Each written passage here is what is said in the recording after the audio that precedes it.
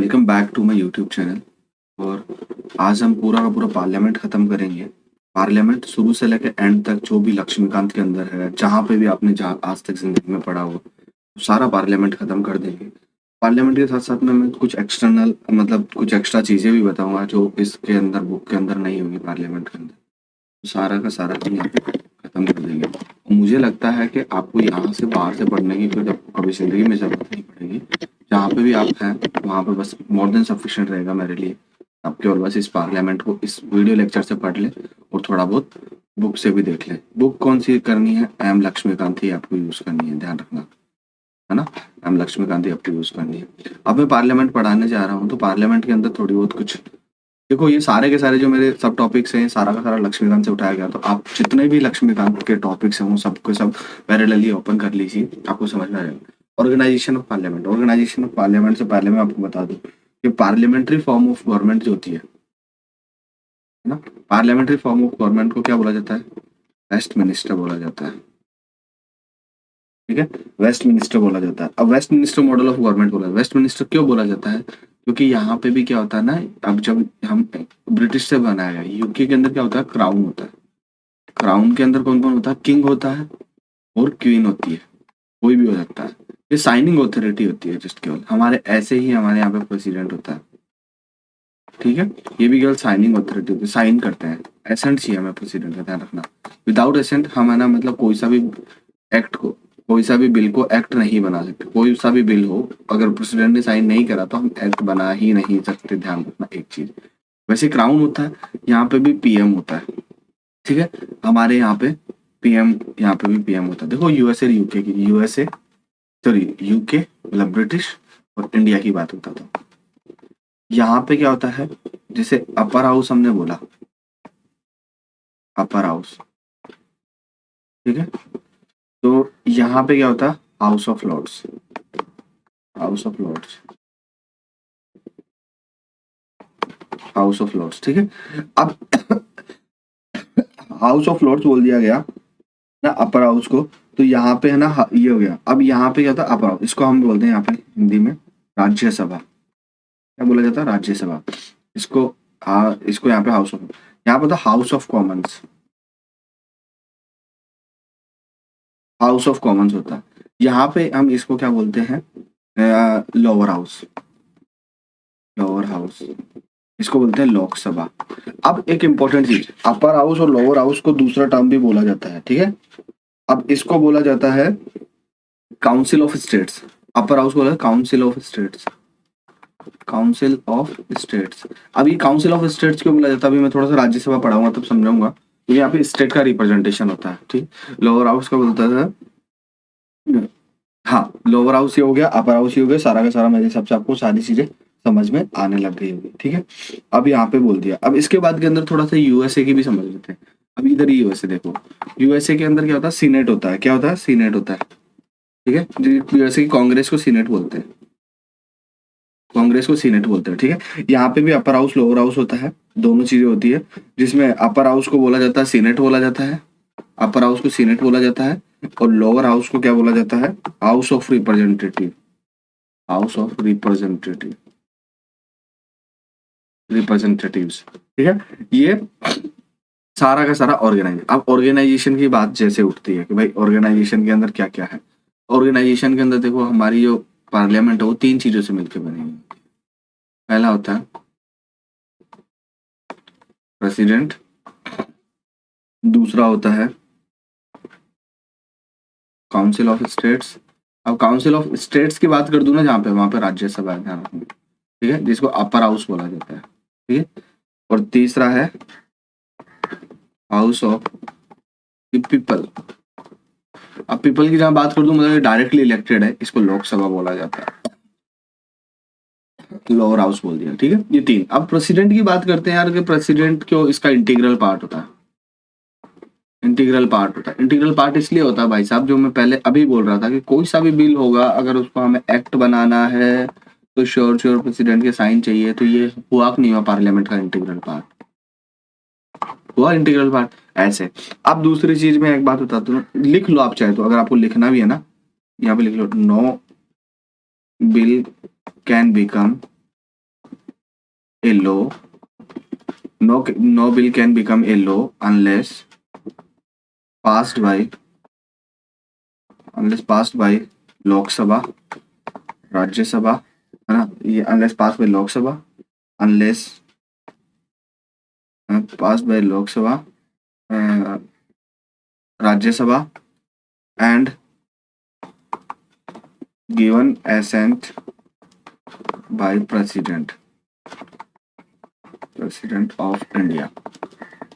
कुछ दिमाग वाले जो पढ़े लिखे लोग बाग होंगे वो बात कर रहे होंगे कि यार मनी बिल क्या होता है। अरे रुक जाओ भाई साहब, रुक जाओ। मनी बिल लोकसभा में ही इंट्रोड्यूस होता है और इसी को मतलब नियरली फॉर्मेलिटी होती है राज्यसभा में, लेकिन इट डजंट मीन कि मैं केवल मनी बिल की बात कर रहा हूँ। मैं जनरल वे में ये स्टेटमेंट है, no bill can become a law unless passed by Lok Sabha, Rajya Sabha and given assent by president of India. तब तक ये है ना लॉ नहीं बन सकता। ये नॉर्मल तरीके से बता रहा हूँ, ठीक है। आई होप आपको समझ में आया होगा। अब हम आगे चलते हैं। ऑर्गेनाइजेशन ऑफ पार्लियामेंट में बस इतना सा, बाकी आप पढ़ेंगे तो आपको समझ में आ जाएगा। अब कंपोजिशन ऑफ 2 हाउस की बात करते हैं।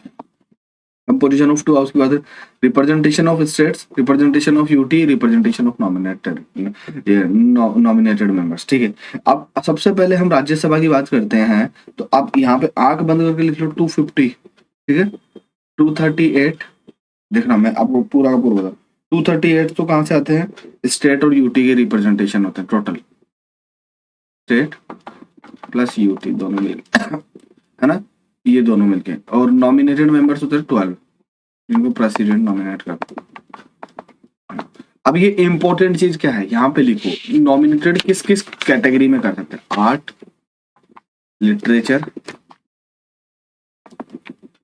लिटरेचर, सोशल साइंस, है ना, एंड साइंस। ये इन चारों कैटेगरी के अंदर नॉमिनेट कर सकता है प्रेसिडेंट। लेकिन अगर आपने गलती से लिख दिया स्पोर्ट्स, गलती से लिख दिया मूवी, ये सब का सब फालतू की फर्जी बातें, रॉन्ग है, 0 मार्क्स मिल जाएंगे। ध्यान रखना, आपको लिखना art, literature, social science, sorry, art, literature, social science and science. ये सारी की सारी चीजें आपको देखनी है। आपको यहाँ से बिल्कुल भी डरना नहीं है, आराम से कॉन्फिडेंस होके पूरी तरीके से करना है। आई होप आपको समझ में आएगा। ये मैक्सिमम स्ट्रेंथ बताया मैंने, ठीक है। अब आपको बात बताता हूँ, 245 होते हैं अभी प्रेजेंट के अंदर। अपन प्रेजेंट के अंदर कितने, 245, ठीक है।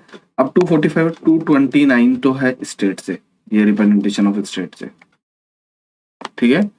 4 है भाई साहब इसमें यूपी से, है ना, और रिमेनिंग 12 इसमें है नॉमिनेटेड। टोटल 245 हो गया, ठीक है। अब इंपॉर्टेंट चीज जो याद रखने की जरूरत है, मैं एक लिंक चेंज कर लेता हूँ, आपको याद रहेगा। हाँ, इंपॉर्टेंट चीज जो याद रखने की जरूरत है, 229 स्टेट से 4 यूटी से 12, है ना, नॉमिनेटेड है। अब इंपॉर्टेंट, वेरी वेरी इंपॉर्टेंट चीज जो यहाँ पे हो जाती है याद रखने की, कि भाई साहब आपको याद एक चीज रखनी है। वो क्या चीज रखनी है याद, कि अगर स्टेट का रिप्रेजेंटेशन 229 है, यूटी का 4 ही है, तो यूटी तो बहुत सारी है, लेकिन आपको थोड़ा सा मेमोराइज रखना है कि केवल पौंडीचेरी और दिल्ली, यहीं से जाते हैं केवल राज्यसभा के कैंडिडेट। क्यों, क्योंकि बाकी स्टेट्स बहुत छोटे हैं, वेरी स्मॉल, इनके पास में खुद की असेंबली भी नहीं है, ठीक है। तो इस तरीके से यहीं से जाते हैं, ठीक है, इन्हीं के पास में है ना, ऐसे।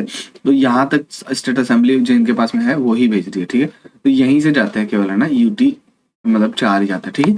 अब ये सारा का सारा मेरे हिसाब से आपको लोकसभा, ये राज्यसभा का जो कंपोजिशन था ये भी कंप्लीट हुआ होगा मेरे हिसाब से, कोई प्रॉब्लम नहीं आई होगी। इसके अंदर मैं देख लेता हूँ, नॉमिनेटेड मेंबर 12, ओके, कोई बात नहीं। हाँ, ये थोड़ा सा याद रख ली, नॉमिनेटेड मेंबर्स का जो कॉन्सेप्ट है वो आयरलैंड से आया है, आयरलैंड से आया था। और मैं क्या बताऊं, हाँ, रिप्रेजेंटेशन ऑफ स्टेट की बात करें तो फेडरलिज्म को शो करता है, फेडरलिज्म को शो करता है। क्यों, क्योंकि हमने क्या बोला ना कि हम स्टेट को भी इक्वल रिप्रेजेंटेशन दे रहे हैं पार्लियामेंट में, तो हमने अलग से राज्यसभा बना दी, ठीक है। तो भाईचारे को शो कर रहा है federalism.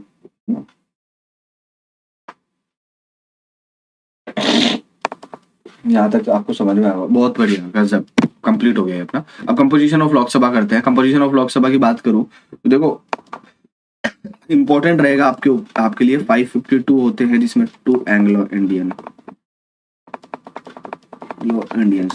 Article nominated member 2 Anglo Indians हो गए। अब यहाँ पे आ जाओ, वापस आ जाओ। आर्टिकल 331 के हिसाब से जो 70 ईयर्स के लिए दिया गया था पहले, इसको रिवोक कर दिया गया है अभी 2020 के अंदर। इंपॉर्टेंट हो जाता है। तो 2 एंग्लो इंडियन था, है ना, उनको हटा दिया गया, अब जरूरत नहीं है उनके रिप्रेजेंटेशन के लिए। तो इसलिए आप ध्यान रखना कि 2 एंग्लो इंडियंस हट गए हैं। एक चीज आई होप आपको बहुत अच्छे तरीके से समझ में आया, बहुत बढ़िया गजब। ठीक है, रिप्रेजेंटेशन ऑफ स्टेट्स की बात करें तो 530 सीट्स है टोटल, है ना, स्टेट की, है ना। 20 है यूटी की, कुछ गलत नहीं बता दूं, मेरे को याद भी है वैसे तो, बट हाँ ये टोटल यूटी की, ठीक है। तो ये दोनों मिलके 550 हो जाती है, और 2 एंग्लो इंडियन था, उनको हमने अभी रिवोक कर दिया है। ये इंपॉर्टेंट चीज याद रखना, ठीक है। अब थोड़ा सा इनके बारे में और बता दूं कि भाई ये क्या क्या होता है, क्या क्या नहीं होता, रिप्रेजेंटेशन ऑफ स्टेट, ये सारा। स्टेट की बात करें तो स्टेट का मैंने बता दिया 530 सीट्स होती है। पहले क्या था, 61st कॉन्स्टिट्यूशनल अमेंडमेंट एक्ट 1988 के बाद में 21 ईयर से 18 ईयर कर दी गई एज, ठीक है। 18 ईयर तक वोटिंग राइट्स को, ठीक है, याद रखना। ये सारा का सारा कर दिया गया। अब क्या है, अगर आप देखा जाए तो ये है ना डायरेक्टली इलेक्टेड पीपल है ना, मतलब हम डायरेक्ट वोट कर सकते हैं मेंबर ऑफ पार्लियामेंट्स को। इस तरह रिप्रेजेंटेशन ऑफ यूटी की बात करूं तो पार्लियामेंट ने यूटी को भी एम्पावर करा गया है कि आप डायरेक्टली इलेक्शन करवाएं, है ना। और उसके बाद के अंदर यहाँ पे भी डायरेक्टली इलेक्शन होना चाहिए। नॉमिनेटेड मेंबर मैंने बता ही दिया कि 2 एंग्लो इंडियन को यहाँ पे रिवोक कर दिया गया। अब आगे चलते हैं, system of election of Lok Sabha. Territorial constituencies होती है, readjustment after east sensor, reservation of. देखो टेरिटोरियल कॉन्स्टिट्यूएंसीज क्या होती है, हमें जैसे क्या है, हमारा स्टेट है, एग्जांपल देता हूँ, स्टेट है राजस्थान, यहाँ के स्टेट असेंबली में सीटें हैं 200, ठीक है। और यहाँ पे है, एग्जाम्पल दे रहा हूँ मैं, है ना, यहाँ पे लोकसभा की सीटें हैं 25, ठीक है। 25 से डिवाइड कर दो इसको, 8 आता है, ठीक है। तो 8 एमएलए की जो कॉन्स्टिट्यूएंसीज होगी वहां पे 1 एमपी है। तो ये एग्जैक्ट नंबर फिक्स है, 8 एमएलए की सीटों पे 1 ही एमपी होगा। तो ऐसे ही हर स्टेट का जो रेशियो बनेगा, है ना, वो पॉपुलेशन के हिसाब से। पहले तो हमने ये सीटें बनाई है 200, ये किसके हिसाब से, पॉपुलेशन के हिसाब से, जो सेंसस पहले फिक्स करा गया था, है ना। अभी मैं इसमें बताऊंगा क्या होगा। और दूसरी चीज, ये वेरी नहीं कर रहा कि एक तो 10 एमएलए के एरिया में 1 एमपी है और एक 12 एमएलए के 1 एमपी, नहीं, ये फिक्स कर दिया। ये थोड़ा क्या ना, इन्होंने है ना, मतलब ऐसा दिमाग लगाया कि फालतू के अंदर कोई लफड़ा ही नहीं हो, वोटिंग जो क्राइटेरिया वो सबके इक्वल रहे। इस तरीके से हमने यहाँ पे ऐसे फिक्स कर दिया। आप पढ़ेंगे तो ये आपको समझ में आएगा कि हाँ क्या चीज, readjustment after the east census. अब मैं आपको बता दूं 1976 के अंदर क्या हुआ कि हमने यहाँ पे फ्रोज कर दिया इसको, कि हम 1971 के हिसाब से ही हम चलेंगे। कब तक फ्रोज कर दिया, 2000 तक, ठीक है। अब 2000 के बाद में फिर आया हमने ये 42nd अमेंडमेंट एक्ट है, आपको पता हो तो। अब 1971 के बाद में हमने 2000 तक फ्रीज कर दिया ना, तो 2000 के बाद में फिर हमने आएंगे यहाँ पे 2001 के अंदर 84th अमेंडमेंट एक्ट 2001। इसके अंदर क्या आएगा, इसके अंदर हमने फिर वापस वही, मतलब है ना, हमने वापस फिर फ्रीज कर दिया 25 साल के लिए, और हम 2026 तक हम ऐसे के ऐसे इसी सेंसस के हिसाब से हम है ना ये सीटें फिक्स रखेंगे। तो आपको आई होप यहाँ तक समझ में आया होगा, ठीक है। तो ये लोकसभा की सीटें सारी की सारी फिक्स कैसे हैं, वो इसी हिसाब से फिक्स है, ठीक है। Reservation seats for SC and ST, ये हमने है ना पहले इनिशियल में 10 ईयर्स के लिए दिया गया था कि हम सीटें रिजर्व कर देते हैं एससी और एसटी के रिप्रेजेंटेशन के लिए। लेकिन वो हमारा ये कम्युनल नहीं है, कम्युनल इन द सेंस कि मुसलमान को वोट करेंगे, हिंदू को वोट करेंगे, पंजाबी वोट नहीं। हमारा क्या है ना, सीट्स पे रिजर्वेशन है, लेकिन वहां पे वोटिंग राइट्स जो उस एरिया में रहेंगे वो सबके सब यहाँ पे वोट कर सकते हैं, ठीक है। तो आई होप आपको ये समझ में भी आया होगा, ठीक है। और यही है, जैसे 84th कॉन्स्टिट्यूशनल अमेंडमेंट एक्ट में है ना, इसको है ना इतने तक करा गया था ना, यहाँ पे भी लिख लो 95th कॉन्स्टिट्यूशनल अमेंडमेंट एक्ट 2009 के अंदर इसको फिर 10 साल तक बढ़ा दिया गया था, 2020 तक के लिए कर दिया गया था। तो वो एंग्लो इंडियन वाला ही कॉन्सेप्ट है। एंग्लो इंडियन वाला तो क्या है ना हटा दिया गया, बट SC/ST का रिजर्वेशन कंटिन्यू करा जा रहा है, क्योंकि हर गवर्नमेंट को डर लगता है कि इनकी गवर्नमेंट गिर नहीं जाए इस रिजर्वेशन को हटाने से। वैसे तो है ना एक नजरिया होना चाहिए, मैं खुद का कुछ नजरिया पुटअप नहीं कर रहा, बट अगर आप इलेक्शन गवर्नमेंट फॉर्म कर रहे हो तो आपको सबसे पहले क्या होना चाहिए, एक एक ऐसा लीडर की जरूरत होती है जहाँ पर रिजर्वेशन की किसी की भी जरूरत नहीं है। कोई हमारे यहाँ पे कोई प्रिविलेज तो है नहीं ना इलेक्शन लड़ने में, कोई भी लड़ सकता है, SC ST किसी का भी, लेकिन सीटें फिर रिजर्व क्यों कर रहे हैं? जो अच्छा कैंडिडेट हो वो जीत जाएगा, जो बुरा कैंडिडेट हो उसको हरा देगी ये सारी की सारी जनता। तो ठीक है, ये अपना अपना व्यू होता है पर्सनल। अब ड्यूरेशन ऑफ 2 हाउसेस राज्यसभा। अब राज्यसभा की बात बोलूँ तो मैं इसका टर्म पूछता हूँ, टर्म कितना होता है राज्यसभा का, तो आप बोलेंगे 6 ईयर। बहुत बढ़िया, गजब, जीत गए आप, 0 मार्क्स। ठीक है, क्यों? क्योंकि टर्म जो होता है वो इनडेफिनेट होता है, इनडेफिनेट होता है टर्म राज्यसभा का। द रीजन बिहाइंड इट कि राज्यसभा कभी डिसॉल्व नहीं होती, डिसॉल्व नहीं होती, इसको हम परमानेंट हाउस बोलते हैं, परमानेंट हाउस बोलते हैं इसको। ठीक है, अब परमानेंट हाउस कैसे बोला जाता है, जब राज्यसभा बनी गई थी इनिशियल में तो हमने क्या करा, हाँ पहली बात तो मैं एक चीज बता दूं, 1/3 जो मेंबर होंगे, 1/3 मेंबर राज्यसभा के, वो हर 2 साल बाद के अंदर, आफ्टर 2 ईयर, रिटायर होते रहेंगे, रिटायर होते रहेंगे। इससे क्या है ना कि इसकी जो पूरा का पूरा जो हाउस है ना वो मेंटेन रहेगा, एक चीज। दूसरी चीज क्या है कि मैंने राज्यसभा में मैक्सिमम कैंडिडेट कितने बताए थे, 250, अभी प्रेजेंट में कितने हैं 245, है ना, और ये मैंने भी बता दिया 229, तो इससे आते हैं 4 यूटी से आते हैं, 12 उससे आते हैं, नॉमिनेटेड आते हैं, तो ये टोटल 245 हो जाते हैं। ठीक है, अब इम्पोर्टेंट चीज क्या थी इसमें राज्यसभा के अंदर, अगर और देखने की चीज हो तो ड्यूरेशन बताया था 6 ईयर, 6 ईयर नहीं होता, इंडेफिनेट होता है, लेकिन ये कभी भी है ना ये ईयर मेंशन नहीं है। तो रिप्रेजेंटेशन ऑफ पीपल एक्ट 1951 के अकॉर्डिंग, किसके according, representation of people act 1951 में राज्यसभा मेंबर का टेन्योर बताया गया, किसका टेन्योर बताया, मेंबर का टेन्योर 6 ईयर बताया गया। ठीक है ना, और हर 2 साल बाद के अंदर ये रिटायर होते रहेंगे। आई होप आपको ये पूरी तरीके से समझ में आया होगा। अगर कुछ भी नहीं समझ में आया तो आप दोबारा देख लीजिए, कोई इश्यू नहीं है, और नहीं समझ में आया तो फिर कमेंट बॉक्स में लिख के बता दिए। ठीक है, तो राज्यसभा का टेन्योर इंडेफिनेट होता है, इंडेफिनेट होता है। ठीक है, और मेंबर का टेन्योर होता है 6 ईयर। ठीक है, और इसके अंदर 1/3 जो मेंबर हैं वो आफ्टर 2 ईयर रिटायर होते रहेंगे। ठीक है, और इसमें और क्या क्या चीजें हैं राज्यसभा के अंदर, सारी चीजें देख लेते हैं ना अपन, कोई इशू नहीं है। हाँ, अभी तक तो यही है ड्यूरेशन बताया हाउस का। लोकसभा का टर्म हो या लोकसभा के मेंबर का टर्म हो, इन दोनों का ही 5 ईयर होता है। इसको हाँ यहाँ पे लिख दो, परमानेंट हाउस। ठीक है, दोनों का ही 5 ईयर होता है। गवर्नमेंट डिसॉल्व भी हो सकती है, अगर गवर्नमेंट लूज मेजोरिटी, देन अगर 3 साल चली तो 3 साल के अंदर ही है ना गिर भी सकती है, तो कम भी हो सकता है टेन्योर। ज्यादा कैसे हो सकता है, नेशनल इमरजेंसी आर्टिकल 352 जब भी अप्लाई होगा तो हम क्या करेंगे, जब गवर्नमेंट सपोज 5 साल पूरा काम कर ली तो हम नेशनल इमरजेंसी के अंदर हम क्या करेंगे, हम इसको एट ए टाइम, क्या बोलते हैं, एट ए टाइम हम 1 ईयर तक इसको एक्सटेंड कर सकते हैं। क्या कर सकते हैं, एक्सटेंड कर, कितना टाइम कर सकते हैं, क्वेश्चन उठता कितने तक, भाई साहब कितने भी टाइम, जब तक कि इमरजेंसी खत्म नहीं होती। ठीक है, ये सारा का सारा इंपॉर्टेंट चीज है। ठीक है, आई होप आप यहाँ तक आपको समझ में आ गया होगा, कोई परेशानी नहीं होगी। ठीक है, अब आगे चलते हैं। Qualification disqualification on the ground of defection. अब ठीक है, यहाँ तक मैं आपको चीज बताऊं, क्वालिफिकेशन में कुछ ज्यादा होता नहीं है, ही must B citizen of India, है ना।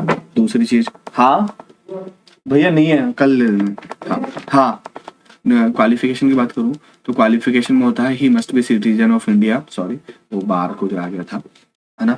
और दूसरी चीज मतलब उसका मतलब थोड़ा सॉवरेनिटी इंटीग्रिटी को इंडिया की को आप होल्ड करना चाहिए, ऐसा कुछ लिखा हुआ है, आप बुक में भी रीड कर लीजिए, बाकी बहुत इजी सा है, तो आपको समझ में आ जाएगा कि क्या क्या एथिकली सब कुछ सही होना चाहिए। ठीक है ना, हाँ ठीक है, यहाँ तक तो आपको पूरी तरीके से समझ में आ जाएगा। ठीक है, इसके बाद ये अंदर क्या क्या चीज होता है, डिस्क्वालिफिकेशन की बात हो तो डिस्क्वालिफिकेशन किस किस हिसाब से हो सकता है। डिस्क्वालिफिकेशन एक 10th शेड्यूल है ना, 10th शेड्यूल है, 10th शेड्यूल के अकॉर्डिंग एंटी डिफेक्शन लॉ भी लगाया जाता है। क्या लगाया जाता है, anti defection law, 10th schedule के अकॉर्डिंग। ठीक है, अब इसके अंदर क्या क्या चीज होता है, ये डिस्क्वालिफिकेशन किस किस हिसाब से, थोड़ा सा मैं रीड कर देता हूँ, बहुत इजी सा है, ज़्यादा कुछ है नहीं। If he holds any office of profit under the union और स्टेट गवर्नमेंट, कोई सा भी office of profit under the union और स्टेट गवर्नमेंट के अंदर रखता है तो वो है ना, मतलब है ना, डिस्क्वालीफाई हो सकता है, मेंबर ऑफ पार्लियामेंट एमपी। ठीक है, अब वो कैसे होता है, एक्सेप्ट क्या है, एक्सेप्शन क्या है, द मिनिस्टर और any other office exempted by the parliament, जो पार्लियामेंट के थ्रू जो मतलब है ना ऑफिस छोड़े गए हैं उनके अलावा जो भी हैं वो सारे के सारे ऑफिस ऑफ प्रॉफिट में आते हैं और वो है ना डिस्क्वालीफाई हो सकते हैं। If he is unsound mind, मतलब ठीक है वो मेंटल है थोड़ा, या दिमाग खराब है उसका, उस हिसाब से भी है ना, और कोर्ट डिक्लेयर कर देती है उसको तो डिस्क्वालीफाई हो जाएगा, है ना। अनडिस्चार्ज इंसॉल्वेंट, ठीक है, he is not a citizen of India, अगर सिटीजन ऑफ इंडिया है और वॉलंटरी अगर वो छोड़ दिया सिटीजन इंडिया की तो ऑलरेडी है ना यहाँ से डिस्क्वालीफाई हो जाएगा। ठीक है ना। अब कौन कौन सी कंडीशन आती है, रिप्रेजेंटेशन ऑफ पीपल एक्ट 1951 के अंदर क्या क्या लिखा गया है। देखो पहली बात तो है ना, गिल्टी नहीं होना चाहिए, करप्ट नहीं होना चाहिए इलेक्शन कमीशन की नजरों के अंदर, एक चीज, ठीक है ना। और दूसरी चीज क्या है ना, कन्विक्टेड नहीं होना चाहिए, है ना। इम्प्रिजमेंट 2 साल से ज्यादा की नहीं होनी चाहिए, 2 ईयर से ज्यादा की नहीं होनी चाहिए, है ना। और इस कंडीशन में भी है ना वो अगर ज्यादा की हुई तो है ना डिस्क्वालीफाई हो जाएगा। ठीक है। और दूसरी चीज क्या है ना कि जब वो एक्सपेंसेस बताए ना तो वो एक्सपेंसेस रियल होने चाहिए, अगर फेक हुआ मतलब जब इलेक्शन कमीशन को डिक्लेयर करे तो वो डिस्क्वालीफाई हो जाएगा बात के अंदर। ठीक है। और बस इतना ही चीजें हैं, बाकी आप इसमें जैसे जैसे पढ़ेंगे वैसे वैसे आपको डिस्क्वालिफिकेशन नॉर्मली समझ में आने लगेगा। बेसिकली आपका दिमाग ओपन रखिए, डिस्क्वालिफिकेशन होता क्या क्या है। आपको कोई स्टेटमेंट आएगा, अगर आपको आपको लगे कि यार इस कंडीशन में मैं डिस्क्वालीफाई कर सकता हूँ तो कर सकता हूँ, दैट्स इट, है ना। और नहीं कर सकता हूँ नहीं कर सकता। बाकी जो इंपॉर्टेंट चीज थी, रिप्रेजेंटेशन ऑफ पीपल एक्ट क्या क्या बोलता है क्या क्या नहीं है, उस हिसाब से डिस्क्वालीफाई हो सकता है। अब ये क्या है, on the basis of defection. Defection क्या होता है, डिफेक्शन किस में बताया गया, 10th शेड्यूल के अंदर बताया गया, है ना। अब डिफेक्शन को कौन कौन डिसाइड करेगा कि डिफेक्शन है कि नहीं है, डिस्क्वालिफिकेशन हो। देखो अगर पहली बात तो वॉलंटरी अगर मेंबरशिप छोड़ देता है किसी भी पॉलिटिकल पार्टी की, अगर वॉलंटरी मेंबरशिप छोड़ देता है ना, है ना, तो वो क्या है ना डिस्क्वालीफाई हो जाएगा, पहली बात तो, है ना। अगर सपोज मान लो किसी दिन है ना, मतलब है ना, एक विप और एक टर्म होती है, इसमें नहीं लिखा हुआ, विप ने जारी किया कि हमें इसको वोट देना है, ठीक है। अब किसी पॉलिटिकल पार्टी का सारे मेंबर्स को बोल देगा विप ने, अगर वो अपनी पॉलिटिकल पार्टी के एंटी जाके किसी को वोटिंग कर देता है तो वो फिर डिस्क्वालीफाई हो जाएगा। ठीक है ना। हाँ, और कोई एक इंडिपेंडेंट मेंबर है, वो इंडिपेंडेंट इलेक्शन लड़ता है, ठीक है, और उसके बाद के अंदर जीतने के बाद में वो किसी पार्टी को ज्वाइन कर लेता है ना, तो भी डिस्क्वालीफाई हो जाएगा। लेकिन आपका क्वेश्चन बहुत सारे आ रहे हैं, मैं यहाँ पे खत्म कर देता हूँ। कोई भी बंदा ज्वाइन करता है ना वो पार्टी ज्वाइन नहीं करता, ध्यान रखना, इंडिपेंडेंट मेंबर वो क्या करता है, पार्टी ज्वाइन करने की बजाय उसका कंसंट्रेशन सारा का सारा होता है अलायंस बनाने में। किसमें, अलायंस में। तो अलायंस बनाना तो सही है, बट किसी पार्टी को ज्वाइन कर लिया उसने, वो गलत है। एग्जाम्पल राजस्थान का लिख लो, हनुमान बेनीवाल, इसने क्या ना इंडिपेंडेंट इलेक्शन लड़ा, ठीक है, और इंडिपेंडेंट इलेक्शन लड़के जोड़ के बीजेपी के साथ अलायंस बना ली। तो जो 25 मेंबर ऑफ पार्लियामेंट की सीट्स थी उसमें से 24 तो बीजेपी ने जीती और 1 इसी की है, बीजेपी के साथ अलायंस में। ऐसा चीजें हुई है, तो आपको यहाँ तक समझ में आ गया होगा, है ठीक है। वेकेटिंग ऑफ सीट्स, अब डबल मेंबरशिप किसी की भी हो तो वो पॉसिबल नहीं है। डबल मेंबरशिप कहीं पे भी हो, चाहे तो लोकसभा और राज्यसभा दोनों के अंदर जा रहा हो कैंडिडेट, या स्टेट असेंबली के अंदर एमएलए हो, है ना, और बाद के अंदर वो एमपी बन गया हो, तो ऐसे है ना इसकी ये मेंबरशिप हमारे यहाँ पे अलाउ नहीं है, किसी एक को छोड़ना पड़ेगा। ठीक है। अब कैसे, मैं वो कंडीशन बताता हूँ। If a person is elected both the houses of parliament he must be intimate within the 10 days which house he desire, 10 दिन के अंदर उसको बताना पड़ेगा कि हाँ वो कौन से हाउस के अंदर सर्वाइव करना चाहता है ना। In default such information is seat in the Rajya Sabha becomes vacant, अगर मान लो लोकसभा में भी है और राज्यसभा में भी है, और अगर मान लो वो 10 दिन के अंदर नहीं बता पाया तो लोकसभा का मेंबर बन जाएगा, राज्यसभा का इन डिफॉल्ट मतलब बाय डिफॉल्ट ही है ना वो खत्म हो जाएगा। ठीक है। If a sitting member of one house is also elected to the other house his seat in the first house become vacant. ठीक है, आप समझ में बता देता हूँ। सपोज मान लो स्टेट असेंबली में भी एमएलए है, ठीक है, और उसने लोकसभा का इलेक्शन भी लड़ लिया, लोकसभा में जीत गया, और अगर मान लो कि अब उसको एक तो छोड़ना पड़ेगा, या तो वो खुद छोड़ दे, अगर नहीं छोड़ा तो एमएलए की सीट चली जाएगी, लोकसभा के अंदर आ जाएगा। इंपॉर्टेंट चीज, ठीक है। If a person is elected to the 2 seats in the house he should exercise his option for one, मतलब अगर जैसे मोदी जी ने लड़े थे, मोदी जी कहाँ से लड़े थे, बनारस से भी लड़े थे और गांधीनगर से भी लड़े थे, ये दोनों से लड़े थे। तो अब मोदी जी बनारस गांधीनगर दोनों से लड़े ना, तो मोदी जी को क्या कर सकते हैं अपन यहाँ पे बनारस में, मोदी जी को एक सीट लेनी पड़ेगी, ओनली वन सीट, ठीक है। अगर मोदी जी कोई सी सीट नहीं लेते तो ये दोनों भी दोनों भी चली जाएगी, ठीक है। यहाँ तक आपको चीजें, सॉरी यार थोड़ा ठंड है इसलिए ऐसा हो रहा है। हाँ, यहाँ तक आपको चीजें समझ आ रहा है। डिस्क्वालिफिकेशन की बात करें तो पार्लियामेंट का डिस्क्वालिफिकेशन जो है वो स्पेसिफाइड है कॉन्स्टिट्यूशन के अंदर। अगर उसकी सीट वैकेंट रहती है तो डिस्क्वालीफाई हो जाता है डिफेक्शन के अंडर, जो हमने पहले बताया 10th शेड्यूल के हिसाब से, अभी पीछे डिसाइड करा 10th शेड्यूल के हिसाब से डिस्क्वालीफाई हो जाएगा। तो उसके अंदर ना मतलब है ना इसकी सीट वैकेंट हो जाएगी, ठीक है। रेजिग्नेशन दे सकता है, रेजिग्नेशन किस किस को दे सकता है, लोकसभा के अंदर तो वो स्पीकर को दे सकता है और राज्यसभा के अंदर वो चेयरमैन को दे सकता है। अभी हम पढ़ेंगे चेयरमैन और स्पीकर भी क्या है, ठीक है। एब्सेंस में, हाँ, अगर एब्सेंट क्या है ना, वो सारे की सारी मीटिंग से एब्सेंट होता है ना। 60 दिन की परमिशन होती है, 60 डेज की परमिशन होती है। अगर वो सारी की सारी मीटिंग से एब्सेंट होता है ना, और कोई भी मतलब आने जाने का कोई भी उसका मतलब वो नहीं है, तो उसको है ना एडजन कर दिया जाता है और पूरे के पूरे कंसेक्यूटिव डेज के लिए है ना उसको है ना मतलब है ना क्वेश्चनेबल बना 61 डेज पे है ना उसको भगा देंगे कि भाग जाओ, ठीक है। अब अदर केसेस क्या क्या होते हैं, अब अदर केसेस क्या क्या होते हैं, अदर केसेस में इतना कुछ इंपॉर्टेंट लिया हुआ नहीं है, लेकिन फिर भी बता दो। If his election is declared void by the court, election he falls कर दिया गया, मतलब इलेक्शन ही खत्म कर दिया गया कि वो जो इलेक्शन हुआ था वो गलत है, ठीक है ना, तो उसके अंदर भी सीट वैकेंट हो सकती है। ये नॉर्मल नॉर्मल चीजें हैं। तो आपको इंपॉर्टेंट चीज डबल मेंबरशिप के बारे में ध्यान रखना है, लोकसभा राज्यसभा में 10 डेज के अंदर दोनों में सेलेक्ट है तो राज्यसभा से सीट वैकेंट हो जाएगी 10 डेज के, अगर वो नहीं चुनता है तो विद इन 10 डेज के अंदर, है ना। और लोकसभा में बाय डिफॉल्ट हो जाएगा। अगर वो सपोज मान लो 2 सीट से इलेक्शन लड़ा किसी भी 2 सीट से, तो उसको एक सीट ऑप्ट करनी पड़ेगी, नहीं करता तो दोनों सीट से हो जाएगा। डिस्क्वालिफिकेशन वही, एंटी डिफेक्शन, रेजिग्नेशन दे सकता है वो राज्यसभा में स्पीकर, वो राज्यसभा में चेयरमैन को, लोकसभा में स्पीकर को। एब्सेंस अगर 60 दिन तक एब्सेंट है कोई भी, सारी की सारी जो भी वर्क चल रहा है पार्लियामेंट्री एक्टिविटीज 61 डेज के अंदर हम उसको भगा देंगे, ठीक है। ऑथ एंड अफर्मेशन की बात कर लेते हैं, है ना।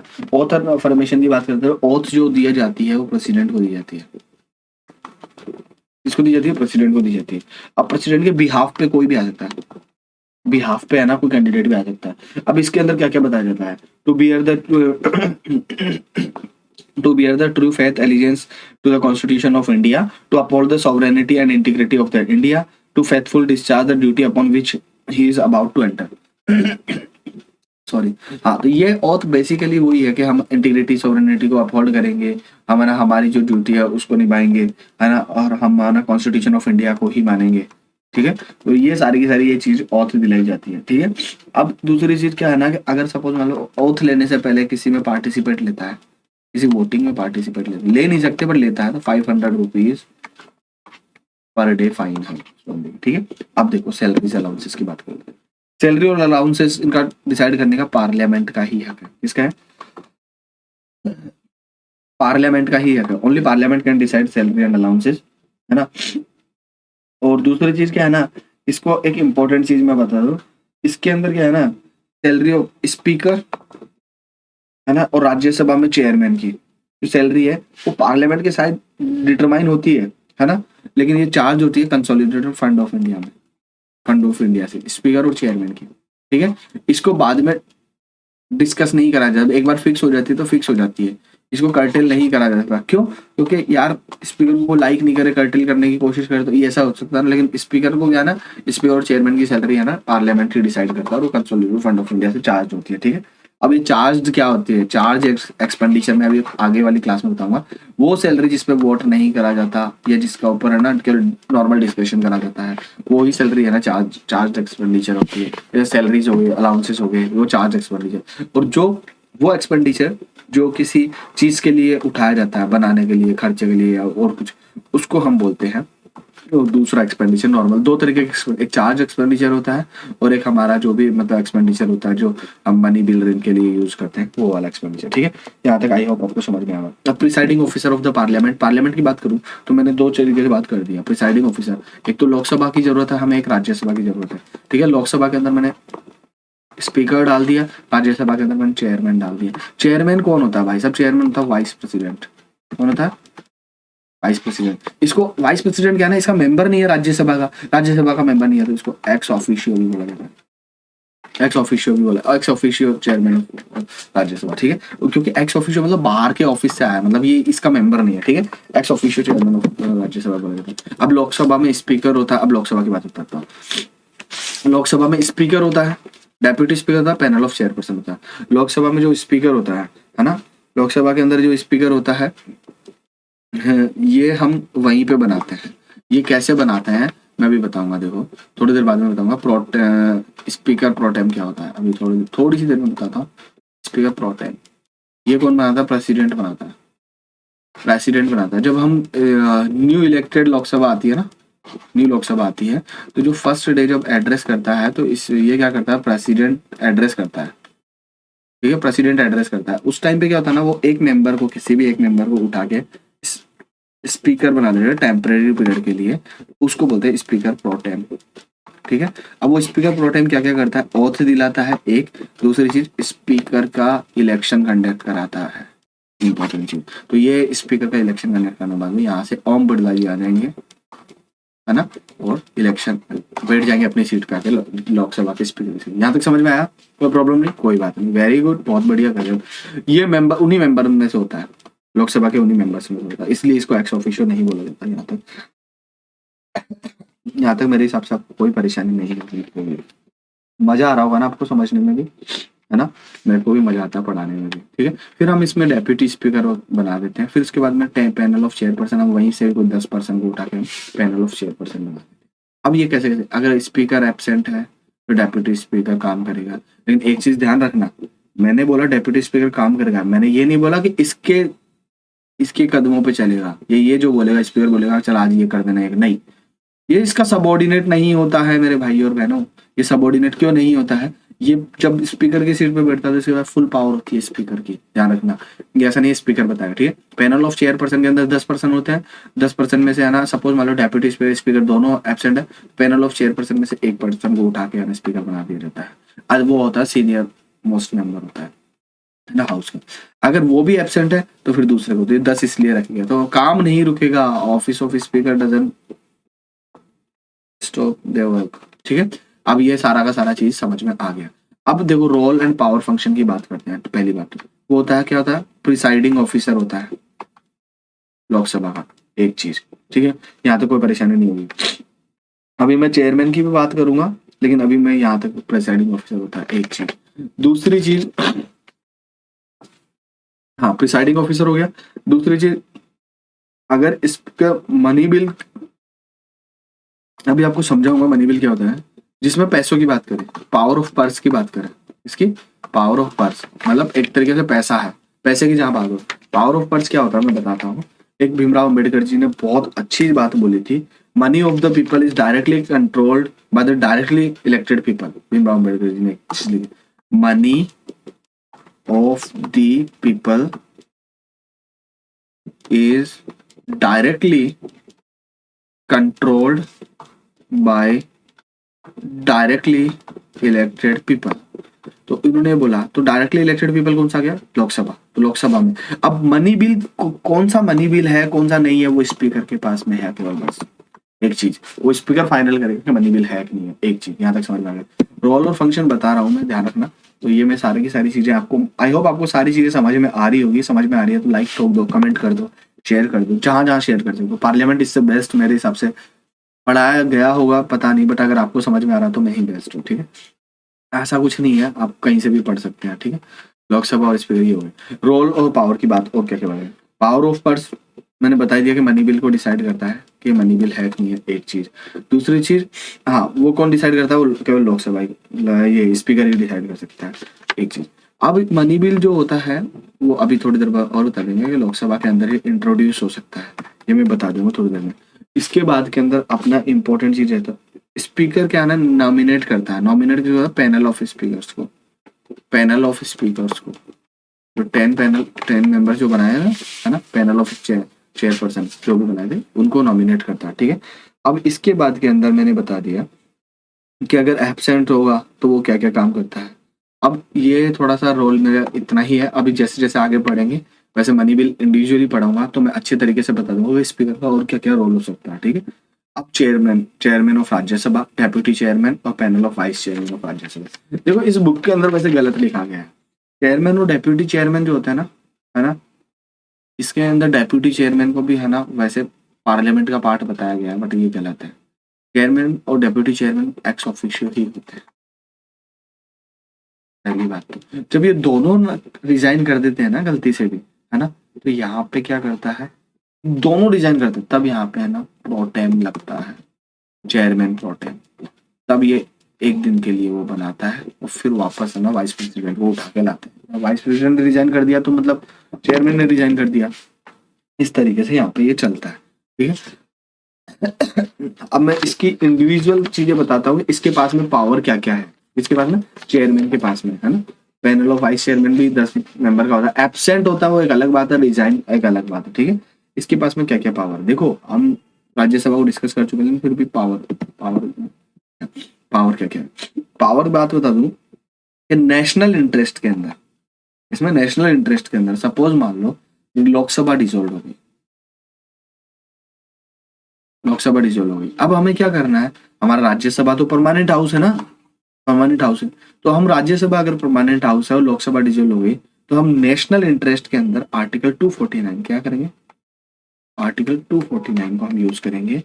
इन नेशनल इंटरेस्ट, सपोज पाकिस्तान ने अटैक कर दिया, एक और बात, पाकिस्तान ने अटैक कर दिया इंडिया के ऊपर और लोग, पार्लियामेंट तो है ही नहीं, पार्लियामेंट है ही नहीं, पीएम बता नहीं सकता कुछ भी, क्या करेगा, तो हम क्या करेंगे भाई साहब, पाकिस्तान ऐसी थोड़ी चीज है हमने परमानेंट हाउस बनाया, हमने राज्यसभा को परमानेंट हाउस बताया ना, तो in national interest, in national interest है ना, the decision of Rajya Sabha, the decision of Rajya Sabha shall be deemed to B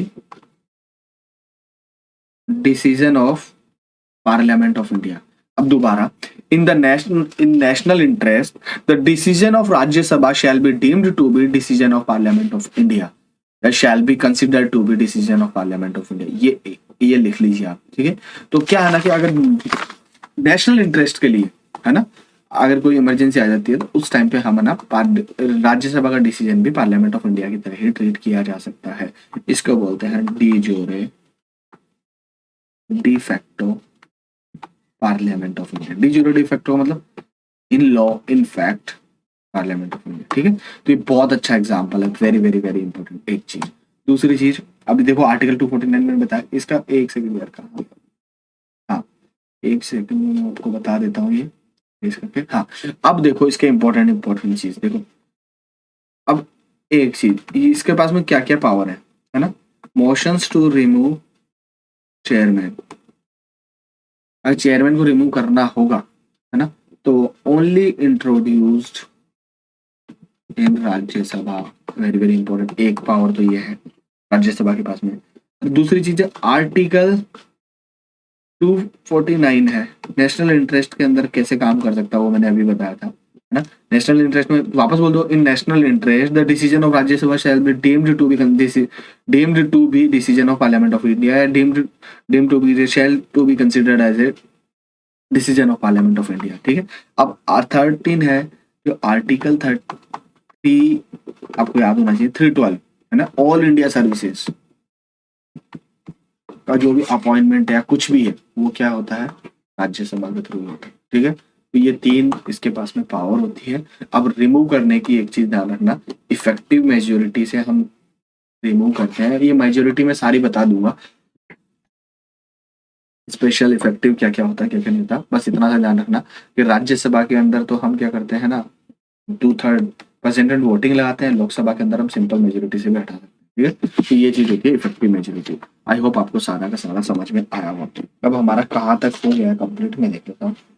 हाँ, secretariat of parliament, secretariat of parliament के अंदर क्या होता है ना, अपने स्टाफ को चलाने के लिए या कुछ भी करने के लिए यहाँ पे है ना अलग अलग सेक्रेटरीट बनाए गए हैं पार्लियामेंट में।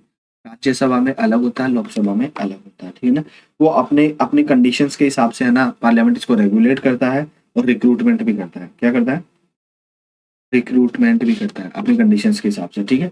अब इसके बाद के अंदर इसको हेड कौन करा जाता है, सेक्रेटरी जनरल इसको हेड करता है। कौन करता है,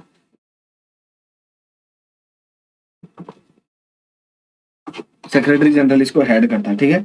और ये परमानेंट ऑफिसर्स होते हैं, अपॉइंट किसके थ्रू अपॉइंट करते हैं, प्रिसाइडिंग ऑफिसर के थ्रू अपॉइंट करे जाते हैं पर हाउस के, राज्यसभा के जो चेयरमैन ने कर रहा है, लोकसभा के अंदर स्पीकर कर रहा है, ठीक है। यहाँ तक आपको आई होप आपको पूरी अच्छी तरीके से समझ में आया होगा। अपन 22.11 पेज तक कंप्लीट कर चुके हैं। अगर आपको कोई भी प्रॉब्लम है तो आप मुझसे पूछ सकते हैं, है ना, कमेंट बॉक्स में लिख के, या मेरे टेलीग्राम चैनल भी मैंने डिस्क्रिप्शन के अंदर लिंक डाल दूंगा, आप वहां पे भी पूछ सकते हैं। और एक इंपॉर्टेंट चीज, थोड़ा सा मेरा खुद को प्रमोशन कर लूँ, मेरा यूट्यूब चैनल भी है दूसरा, शुभम सिंह राव के नाम से। आप सर्च करेंगे SHUBHAMSINGHRAO। ब्लॉगिंग भी करता हूँ, छोटी मोटी ब्लॉगिंग करता हूँ, बट वहाँ पढ़ने में भी काफी इंटरेस्ट है, बट शुभम सिंह राव के नाम से ब्लॉगिंग। दूसरी चीज, आप है ना मुझे इंस्टा पे भी फॉलो कर लीजिए, SS राव 007, ठीक है, SS राव 007। तो ये थोड़ा सा प्रमोशन था मेरा, कर देता हूँ। अगर आपको वीडियो अच्छा लगेगा तो आप इनको भी जाके सब्सक्राइब और फॉलो कर लीजिए, ठीक है। हाँ, leaders in the parliament, leader of house होता है, लीडर ऑफ अपोजिशन होता है, व्हिप होता है, ठीक है। लीडर ऑफ हाउस किसे बोला जाता है, PM को, लोकसभा के अंदर, ठीक है। अब इसके अंदर leader of house means the prime minister, ठीक है। इसके बाद के अंदर वो मेजोरिटी का जो लीडर होता है उसी को बोला जाता है leader of house in the Rajya Sabha, ठीक है ना।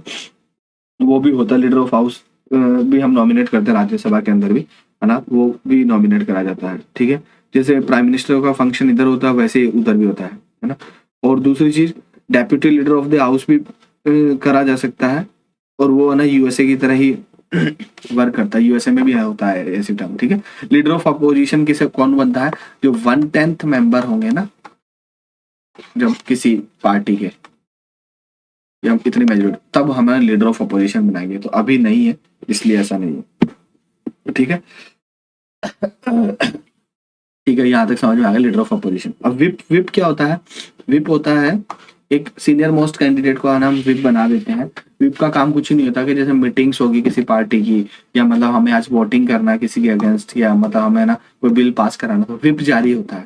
विप क्या करता है, जितने भी कैंडिडेट होते हैं ना उनको बता देता है कि आज आपको आना, वहां पे आना है, मीटिंग में आना है, या ऐसा ऐसा, तो वो विप होता है, ठीक है ना। ये कोई है ना पार्लियामेंट्री वो नहीं है, क्या बोलते हैं, कोई वो टर्म नहीं है विप, ये है ना एक कन्वेंशन चल रहा है, ठीक है। उसके हिसाब से विप विप चलता रहता है, और इस तरीके से, ठीक है। नो कॉन्फिडेंस मोशन में भी विप जारी होता है कि हाँ आज आप सबको प्रेजेंट रहना है, आपको हमें मेजोरिटी दिलानी है, इस तरीके से ये सारा का सारा हो गया। विप के अगेंस्ट जाने पर भी एंटी डिफेक्शन लग जाता है, पता होता है, पार्लियामेंट्री एक्टिविटीज के लिए, ठीक है। तो अभी ये राजस्थान गवर्नमेंट के अंदर चल रहा था कुछ ऐसा। सचिन पायलट जी है ना, मतलब साइड में जाके बैठ गए थे 22 MLA को लेके, और इसके बाद में इनके ऊपर विप जारी। तो विप तो वैसे क्वेश्चनेबल है, विप कैसे जारी होता है, इस पे भी है ना कोर्ट जस्टिफिकेशन था कि विप कैसे जारी होता है। विप ओनली पार्लियामेंट्री एक्टिविटीज के लिए जारी, तो बाहर थोड़ी कर सकते, रोड के ऊपर खड़ा होकर CM बोले इधर आवे, तो ये तो डेमोक्रेसी है, ऐसे कैसे इधर आ, ठीक है ना। तो फ्रीडम तो है ही, तो ये सारा का सारा इस तरीके से था, ठीक है। अब सेशन ऑफ पार्लियामेंट की बात है, समन कौन करता है, एडजमेंट कौन करता है, एडजमेंट, संडाई, प्रोरोगेशन, डिसोल्यूशन, कोरम, ये सारा का सारा। देखो आपको एक एक चीज रटा दूंगा मैं, रटाने का मतलब आपको हर एक एक चीज समझ में आएगी, ऐसा नहीं है, नहीं है ये कोरम तक, ठीक है। अब समन के अंदर प्रेसिडेंट क्या है ना, समन करता है हर हाउस को, हर हाउस को। वैसे समन की जरूरत क्या पड़ती है मैं फिर बता दूंगा थोड़ी सी देर में। एक होता है एडजर्नमेंट, पहले एडजर्नमेंट समझा देता हूँ। एडजर्नमेंट किस तरीके से होता है, एडजर्नमेंट साइन डाई और एडजर्नमेंट में फर्क होता है। एडजर्नमेंट अगर सपोज मान लो बहुत बड़ी मीटिंग चल रही है, बहुत तगड़ी वाली मीटिंग चल रही है, सेशन चल रहा है, लेकिन पब्लिक इंटरेस्ट के लिए कोई बहुत इंपॉर्टेंट चीज है और हमें उस सेशन को ब्रेक करके कुछ काम करना है, तो हम उसको एडजर्न कर देंगे और पहले उस काम को देखेंगे, ठीक है। स्पेशल मीटिंग, स्पेशल मतलब कोई भी चीज होगी ना, हम उसको पहले बीच में ले आएंगे, तो ये होता है एडजर्नमेंट। आई होप आपको ये चीजें समझ में आ रही होगी। अगर नहीं आ रही है ना तो प्लीज आप मेरे से पूछ लेना कमेंट बॉक्स में लिख के, या कहीं पे भी, मतलब मैं सारा का सारी चीजें आपको क्लियर करूंगा। ऐसा नहीं है कि मैं ऐसे चलाता रहूँ। एडजर्नमेंट कितने कितने टाइम के लिए होता है, एडजर्नमेंट होता है डेफिनेट टाइम के लिए, है ना, डेफिनेट टाइम के लिए, ठीक है। ये टाइम थोड़ा टाइम के लिए होता है। डिसिप्लिनरी के लिए भी होता है कभी कभी। डिसिप्लिनरी मतलब कि बहुत ज्यादा श्योर वोर चल रहा है तो डेफिनेट टाइम के लिए हमने एडजर्न कर दिया, है ना। तो स्पीकर बोलता है I adjourn this house for this this much time के लिए, ऐसे वो टाइम मेंशन कर देगा, ठीक है। एडजर्नमेंट ही होता है। ये स्पेशल इश्यू को डिस्कस करने के लिए भी होता है, मैंने बताया ना, ठीक है। एडजमेंट साइन डाई क्या होता है, ये इनडेफिनेट टाइम पीरियड के लिए होता है। किस में के लिए? इनडेफिनेट टाइम पीरियड के लिए। जैसे इसके अंदर क्या होता है, सपोज मान लो एडजमेंट साइन डाई, सपोज मान लो बहुत सारी मीटिंग हो गई, ठीक है। अब बहुत सारा मतलब सारा कुछ हो गया, सब कुछ हो गया, स्पीकर को पता चला कि सारा कुछ कंप्लीट हो गया हाउस के अंदर, तो वो लिखता है एडजमेंट साइन डाई। इसके अंदर होता है डिले, क्या होता है? डिले द प्रोसीडिंग्स, प्रोसीडिंग्स, ठीक है ना। इंडेफिनेट टाइम पीरियड के लिए वहां पे लिखता है, वहां पे लिखा जाता है the house will reassemble. Date की जो जगह होती है ना, वो ब्लैंक छोड़ी जाती है, ध्यान रखना, ब्लैंक छोड़ दी जाती है, ठीक है। इनडेफिनेट टाइम पीरियड है, तो वहां पे टाइम पीरियड फिक्स नहीं है। अब मैं बताता हूँ इसके बाद के अंदर क्या होता है, जब इनडेफिनेट टाइम पीरियड के लिए होता है, अब पीएम जी आते हैं, प्राइम मिनिस्टर जी आते हैं, इंक चेंज करने पर, प्राइम मिनिस्टर जी आते हैं, प्राइम मिनिस्टर जी आके बोलते हैं कि अरे यार चलो ठीक है, आपने इनडेफिनेट टाइम पीरियड के लिए करा, लेकिन अब मुझे है ना काम करना है, ठीक है। तो इनडेफिनेट टाइम पीरियड, पहले एक चीज हो, प्रेसिडेंट की बहुत इंपॉर्टेंट चीज बता देता हूँ, ठीक है ना। अब इनडेफिनेट टाइम पीरियड के होते होते ये ऑर्डर कहाँ जाता है, ये वाला इनडेफिनेट टाइम पीरियड का ऑर्डर जाता है प्रेसिडेंट ऑफिस जाता है, प्रेसिडेंट ऑफिस जाता है, पहली बात तो, ठीक है। वो जब प्रेसिडेंट है ना रिप्लाई करता है ना वापस, किसको रिप्लाई करता है? प्रेसिडेंट रिप्लाई करता है स्पीकर को, है ना, है ना। तो इसको नोटिस ऑफ प्रोरोगेशन बोलते हैं। क्या बोलते हैं?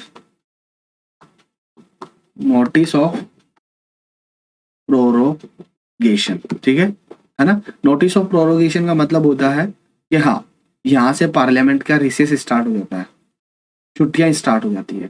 मतलब देखो कितना पावरफुल पोस्ट है प्रेसिडेंट की, प्रेसिडेंट जब रिप्लाई कर रहा है स्पीकर को, तो इसको नोटिस ऑफ प्रोरोगेशन बोलते हैं। यहाँ से पार्लियामेंट का रिसेस स्टार्ट हो गया। यहाँ तक समझ में आया कि नहीं आया? एक चीज।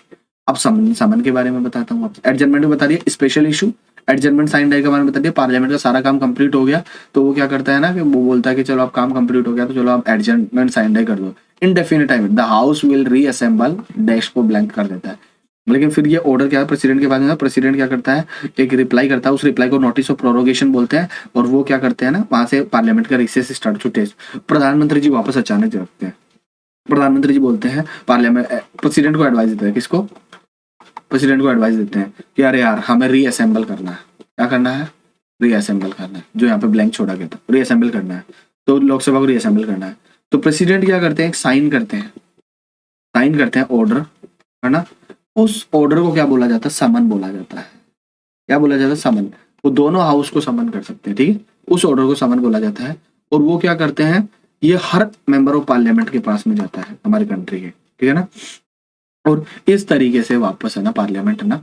तो प्रेसिडेंट कितनी पावरफुल पोस्ट हो गई। ये छुट्टी का भी छुट्टी कब है ये भी प्रेसिडेंट डिसाइड कर रहे हैं, और दूसरी चीज वापस कब बुलाना है ये भी प्रेसिडेंट डिसाइड कर रहा है। तो बहुत इंपॉर्टेंट चीज हो गई। यहाँ तक समझ में आ गया? बहुत बढ़िया, गजब, मजा आ गया, कोई टेंशन नहीं है, ठीक है। डिसोल्यूशन, देखो राज्यसभा तो डिसोल्व कभी हो ही नहीं सकती, ठीक है, तो परमानेंट हाउस है, वहां के 1/3 मेंबर तो हर 2 साल बाद के अंदर रिटायर होते रहते हैं। लेकिन लोकसभा डिसॉल्व हो सकती है कभी भी, ठीक है। लोकसभा में अगर मैच्योरिटी लूज कर दे तो डिसॉल्व, मतलब टाइम पीरियड खत्म हो जाए तो डिसॉल्व, तो इस तरीके से डिसॉल्व। अब कोरम की बात होता है, कोरम क्या होता है ना, कि देखो 1/10 मेंबर होने चाहिए टोटल हाउस के अंदर किसी भी मतलब एक्टिविटी को कंप्लीट करने के लिए।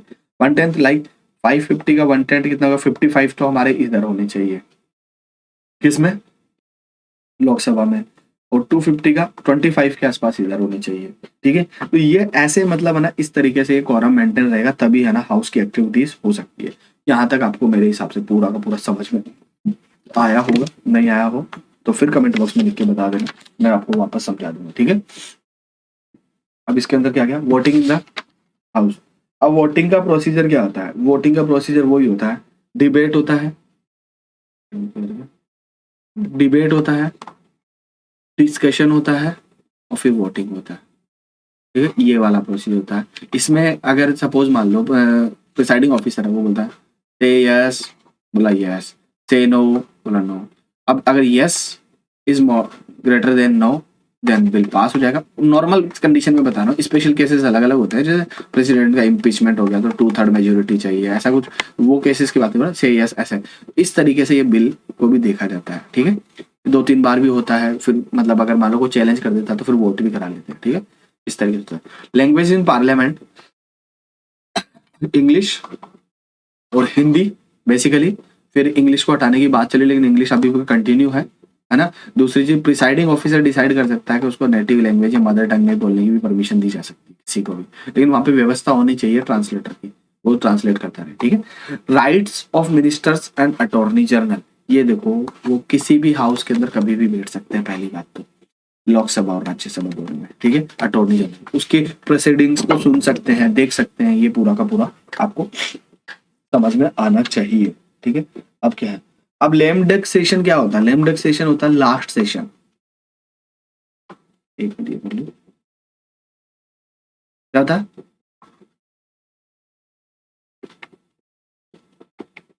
लास्ट सेशन, ठीक है। लास्ट सेशन ऑफ लोकसभा, है ना। और फिर उसके बाद के अंदर न्यू इलेक्टेड, इसके इसी सेशन के बाद में न्यू इलेक्टेड लोकसभा का ही सेशन होगा, तो है ना। तो लेम डक किसे बोला जाता है, जो कैंडिडेट सेलेक्ट होके नहीं आएंगे और उनकी लास्ट मीटिंग है ना, उसको लेम डक बोला जाता है, ठीक है। उस लेम डक सेशन को लास्ट सेशन बोला जाता है। यहाँ तक आई होप आपको समझ में आया, ठीक है। अब देखो मैं आपको जल्दी जल्दी से थोड़ा और स्पीड अप कराता हूँ चीजें, इससे क्या होगा ना, आपको चीजें समझ में आना शुरू होगी, ठीक है। अब देखो पार्लियामेंट, अब मैं पार्लियामेंट के अंदर लेके जा रहा हूँ बहुत अच्छे तरीके से, आपको कोई टेंशन मत लेना, आराम से। सपोज मान लो ये पार्लियामेंट है, ठीक है, ये पार्लियामेंट है। हाँ ये पार्लियामेंट है। पार्लियामेंट हमारा स्टार्ट करना है, हमें क्या करना है, स्टार्ट करना है। तो पहला मैंने बोला क्वेश्चन आवर, क्वेश्चन आवर, ठीक है। पहली बात तो 11 बजे से 6 बजे तक पार्लियामेंट स्टार्ट होगा, 12 से 1 इसके ब्रेक होगा, ठीक है। फिर 2 से 6 ये चलता है, 11 से 1 ये चलता है। अब देखो सुनो, क्वेश्चन आवर क्या होता है, क्वेश्चन आवर में हम क्या करेंगे, क्वेश्चंस पूछ सकते हैं, ये जस्ट केवल 1 घंटे का होगा। 12 जैसे बजेंगे क्वेश्चन आवर खत्म, जस्ट केवल 1 घंटे का होगा, ठीक है। 12 बजे क्वेश्चन आवर। जीरो आवर क्या होता है, मैं अभी बताऊंगा क्वेश्चन आवर में और चीजें बताऊंगा, चलो क्वेश्चन आवर को पूरा कंप्लीट कर लो, फिर जीरो आवर देखते हैं, ठीक है। क्वेश्चन आवर, क्वेश्चन आवर क्या होगा, जस्ट केवल 1 घंटे का होगा, क्वेश्चन आवर होगा केवल 1 घंटे का, ठीक है। 11 से 12 तक का। इसके अंदर क्या क्या क्वेश्चन पूछ सकते हैं, एक तो पूछा जाता है स्टार्ट क्वेश्चन, ठीक है। दूसरा पूछा जाता है अनस्टार्ट क्वेश्चन। तीसरा पूछा जाता है short notice question, short notice question, ठीक है। अब स्टार्ट, शॉर्ट नोटिस और अनस्टार्ट में डिफरेंस क्या है, ठीक है। इसके ऊपर एस्ट्रेस मार्क्स होता है, मार्क होता है। एस्ट्रेस मार्क कैसे होता है, लाइक इस तरीके का मार्क होगा स्टार्ट क्वेश्चन में, ठीक है। इसको क्या होता है कि जो मतलब स्टार्ट क्वेश्चन पूछा गया कि हाँ भाई आपने क्या क्या खरीदा, क्या क्या नहीं खरीदा, इसको ओरली आंसर दिया जा सकता है, ओरली आंसर दिया जा सकता है, ठीक है। ओरली आंसर दिया जाता है। इसके लिए क्या होता है, 15 डेज का नोटिस होता है किसी भी मिनिस्टर के पास में। सपोज डिफेंस मिनिस्टर से पूछ रहा है कोई भी राहुल गांधी जी, तो 15 डेज का नोटिस देंगे इसको, ठीक है ना, उस मिनिस्टर को या मिनिस्टर को। अब इसमें सप्लीमेंट्री क्वेश्चंस अलाउ है क्या, सप्लीमेंट्री क्वेश्चंस पूछे जा सकते हैं, अपोजिशन के पूछे जा सकते हैं। कितने पूछे जा सकते हैं, कोई भी 2 क्वेश्चंस पूछे जा सकते हैं, एक चीज, ठीक है। इसको किस पेपर पे लिखा जाता है, ग्रीन पेपर पे लिखा जाता है, लिख लीजिए आप चाहे। देखो दोबारा, स्टार्ट क्वेश्चन एस्ट्रेस मार्क्स होता है, इस तरीके का ओरली आंसर दिए जाते हैं, 15 डेज का प्रायर नोटिस दिया जाता है उस पर्टिकुलर मिनिस्टर या मिनिस्ट्री को, ठीक है। इसके बाद के अंदर क्या आता है, इसमें सप्लीमेंट्री क्वेश्चन पूछे जाते कितने, 2, तो किस पेपर पे लिखा होता है, ग्रीन पेपर पे, खत्म कहानी, ये पूरा पूरा अनस्टार्ट क्वेश्चन। अब आप वापस राहुल गांधी जी पूछ लेंगे, चलो यार आपने खरीदा क्या, ये तो समझ में आ गया, फिर अब आप ये बताओ यार इसके टेक्निकल स्पेसिफिकेशन क्या, टेक्निकल स्पेसिफिकेशन को मिनिस्टर कैसे एक्सप्लेन कर पाएगा यार, वो कोई एरोनॉटिकल इंजीनियर या कहीं पे ऐसा तो है नहीं। तो उसके लिए अनस्टार्ट क्वेश्चन जो होते हैं ना, है ना, स्ट्रेस मार्क्स नहीं होता है, पहली बात तो। दूसरी चीज, रिटर्न में आंसर दिया जाता है, किसमें दिया जाता है, रिटर्न में आंसर दिया जाता है, ठीक है। वही 15 डेज का प्रायर नोटिस होता है, सप्लीमेंट्री क्वेश्चन अलाउ नहीं है, अलाउ, ठीक है। और ग्रीन की जगह इसको किस पे लिखा है, व्हाइट पेपर पे, व्हाइट पेपर पे। यहाँ तक समझ में आएगा, अनस्टार्ट समझ में आएगा। अब शॉर्ट नोटिस क्वेश्चन, भाई बहुत इंपॉर्टेंट काम है, वेरी वेरी जल्दी से जल्दी जानना है, वरना सेशन खत्म हो जाएगा। तो सेशन खत्म हो जाएगा, पाकिस्तान ने अटैक कर दिया, अब हमें आगे क्या करना, क्या करेंगे, क्या क्या स्ट्रेटजी है। तो इसके अंदर एस्ट्रेस मार्क्स नहीं होता है, ओरली आंसर देंगे भाई हम ये कर रहे हैं, ठीक है। और लेस देन 10 डेज का टाइम होता है इसके अंदर, ठीक है। और ये पिंक लेटर पे लिखा जाता है, किस पे लिखा जाता है, पिंक लेटर। ये सारा का सारा क्वेश्चन आवर्स के अंदर मैंने बता दी, ये इस तरीके से क्वेश्चंस पूछे जाते हैं। आई होप आपको समझ में, स्टार्ट अनस्टार्ट, है ना। देखो स्टार्ट के अंदर वापस बता, स्टार्ट के अंदर मैंने बताया है कि एस टेस्ट मार्क्स होता है, ओरली आंसर दिया जाए, 15 डेज का टाइम होता है, सप्लीमेंट्री क्वेश्चंस 2 अलाउ होते हैं, व्हाइट पेपर ग्रीन पेपर में लिखा है। अनस्टार्ट क्वेश्चन मैंने बताया रिटर्न में आंसर दिया जाता है, सप्लीमेंट्री क्वेश्चंस अलाउ नहीं होते हैं, एस टेस्ट मार्क्स नहीं होता है व्हाइट पेपर में। शॉर्ट नोटिस क्वेश्चन में मतलब कोई एस टेस्ट मार्क्स नहीं होता है, ओरली आंसर दिया जाता है, लेस देन 10 डेज का टाइम होता है, पिंक पेपर पे लिखा जाता है। आई होप आपको ये सारे के सारे क्वेश्चन समझ में आए होंगे। ओके, तो क्वेश्चन आवर्स कंप्लीट हो गया अपना, जो मैंने पार्लियामेंट बनाई थी। आ जाओ भाई, ये क्या 11 से 12 बज गए, खत्म एग्जैक्ट 1 घंटे के अंदर क्वेश्चन आवर्स कंप्लीट। अब आ जाओ 12 बजे से 1 बजे तक हमें चलना, अभी चलना कितना है ये नहीं पता। 0 आर वो आर होता है, पहली बात तो ये है ना, हमारे इंडिया का ही वो है, बनाया हुआ है, ठीक है, इंडिया के अलावा किसी भी पार्लियामेंट में नहीं है 0 आर, ठीक है, हमारे पास में बनाया है, ठीक है। अब 0 आर क्या है, एक सेकंड में वो देख लो, हाँ ठीक है, ठीक है। 0 आर के अंदर क्या चीज होती है, 0 आर के अंदर जब तक एजेंडा डिसाइड नहीं हो जाता ना, एजेंडा, तब तक 0 आर चलता ही रहता है, 0 आर का कोई टाइम नहीं फिक्स है। हाँ, 0 आर के अंदर हम क्या करेंगे, 0 आर के अंदर हम एजेंडा डिसाइड करेंगे कि हाँ हमें क्या करना है।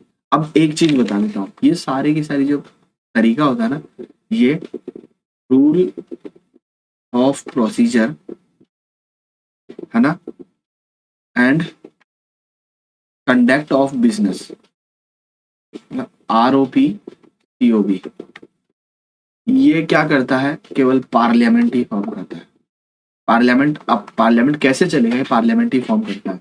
हमने हमेशा एक चीज याद रखना, अंडर द आर्टिकल 105 के अकॉर्डिंग, ठीक है, हम यहाँ पे जितना भी ये तरीका होता है, ये हमेशा यूजुअली बोला गया है, यूजुअली, जरूरी नहीं है कि यही तरीका होता है, ठीक है ना, ठीक है। अब आपको मैं 1 डे पार्लियामेंट की लाइफ बता रहा हूँ, देखो क्वेश्चंस पूछ लिया, अब एजेंडा जब तक उस दिन का डिसाइड नहीं हो गया हमें क्या डिस्कस करना क्या नहीं करना, तब तक ही है ना 0 आर चलता रहता है, एक चीज, ठीक है।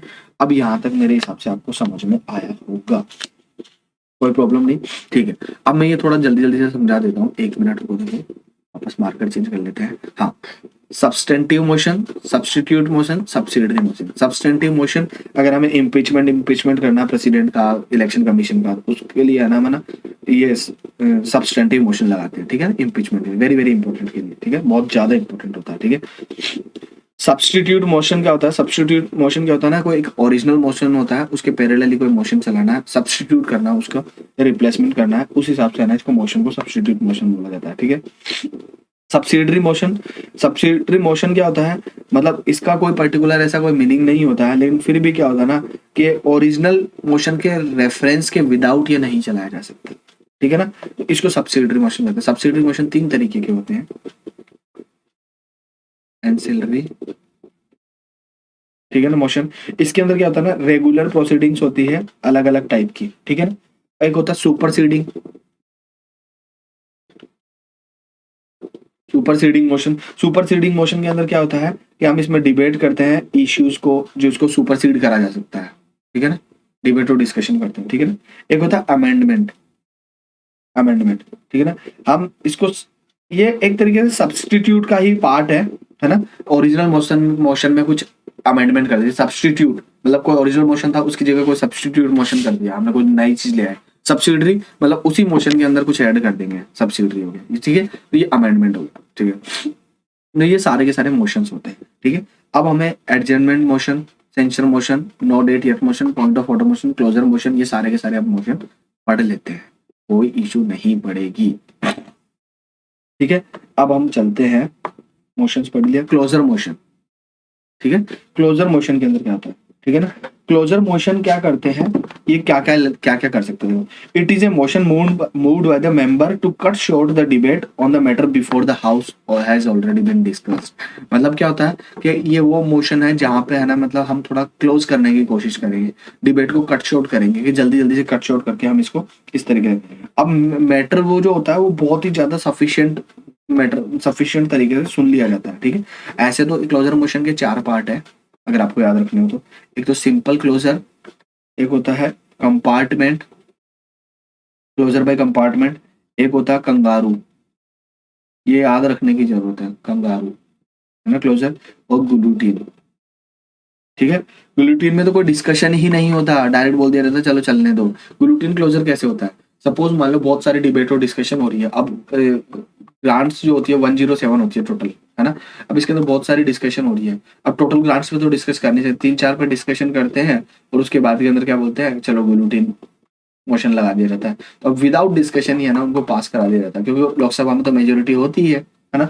इस तरीके से होता है। कंगारू मोशन क्या होता है, इंपॉर्टेंट क्लोज को ही है ना यहाँ पे डिबेट के लिए लिया जाता है। कंगारू के अंदर बहुत इंपॉर्टेंट चीजें होगी, उन्हीं को डिबेट के लिए लिया जाएगा। कंपार्टमेंट के अंदर क्या होगा कि जो बिल है ना, कोई भी मतलब है ना ग्रुप के अंदर डिस्कशन किया जाता है, पूरे के पूरे चीजें ग्रुप्स के अंदर डिस्कशन की जाए। कंपार्टमेंट सिंपल क्लोजर वही क्लोजर है कि मतलब अगर मैटर बहुत ज्यादा सफिशिएंट तरीके से डिस्कस हो चुका है तो हम इसको क्लोज कर देंगे, ठीक है, और मोशन ले आएंगे डायरेक्ट, ठीक है। यहाँ तक क्लोजर मोशन कंप्लीट हो चुका है मेरे हिसाब से। सिंपल है ना, सिंपल हो गया, दूसरा हो गया क्लोजर बाय कंपार्टमेंट, तीसरा हो गया कंगारू क्लोजर, और चौथा गुलूटीन। गुलूटीन के अंदर कोई डिबेट नहीं होता, डायरेक्ट खत्म हो जाता। अब प्रिविलेज मोशन, ठीक है ना, ये breach of parliament privilege by the minister, अगर मिनिस्टर के द्वारा कोई भी ब्रीच कर दिया जाता है पार्लियामेंट के अंदर तो है ना उसके इसके लिए प्रिविलेज मोशन चलाया जाता है ना। इट इज मूव्ड, किसी भी मेंबर के थ्रू चलाया जा सकता है। ऐसा फील हो के minister has committed any breach of privilege, है ना, पार्लियामेंट के अंदर कोई भी प्रिविलेज कर दिया, किसी भी मेंबर के थ्रू ये मोशन चलाया जा सकता है, ठीक है ना। और ये एक चीज बता देता हूँ, इसके अंदर क्या होता है ना, इसका पर्पज होता है कि मतलब उस मिनिस्टर को बताना कि आपने कोई गलत फैक्ट्स बताया है या कुछ भी करा है, तो उस तरीके से इसका इसका प्रिविलेज मोशन का पर्पज होता है। Calling attention motion, calling attention motion क्या होता है, ये एक तरीके से जैसे 0R था ना, है ना, वैसे ही है ना इंडिया का ही है ना मतलब बनाया गया है कॉलिंग अटेंशन मोशन, है ना। इसको भी इंडिया ने बनाया है, इंडिया का इनोवेशन है, ठीक है, ये ध्यान रखना, ठीक है।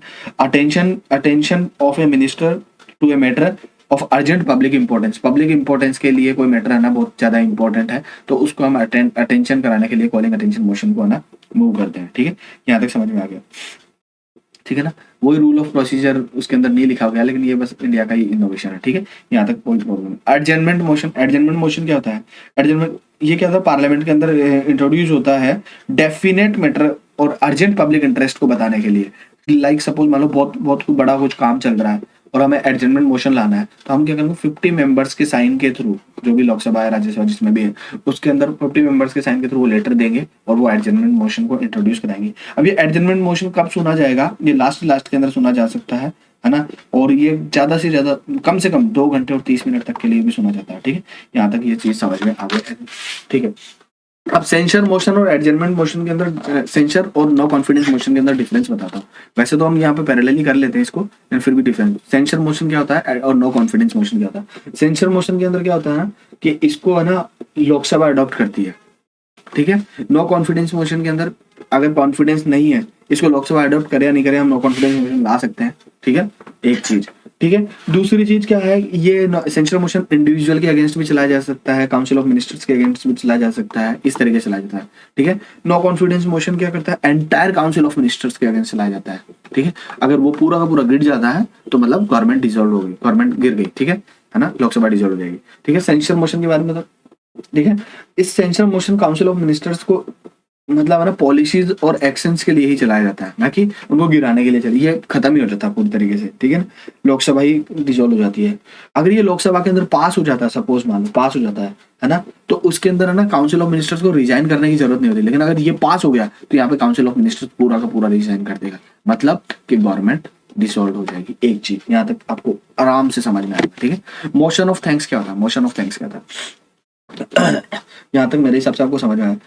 जब हर जनरल इलेक्शन के बाद में जो फर्स्ट सेशन होता है, क्या होता है, फर्स्ट सेशन होता है, उसके अंदर प्रेसिडेंट जी आते हैं और एड्रेस करते हैं, फिर उसके बाद के अंदर हम उनको मोशन ऑफ थैंक्स के तरीके से वोट करते हैं। तो उसके अंदर वोट करते हैं, अगर उस वोट के अंदर मेजोरिटी आ जाती है तो ठीक है, नहीं आती है तो एक तरीके से गवर्नमेंट गिर जाती है। याद रखना, ये भी एक तरीके से नो कॉन्फिडेंस मोशन की तरह ही काम करता है, ठीक है। अब आपको मैं समझा,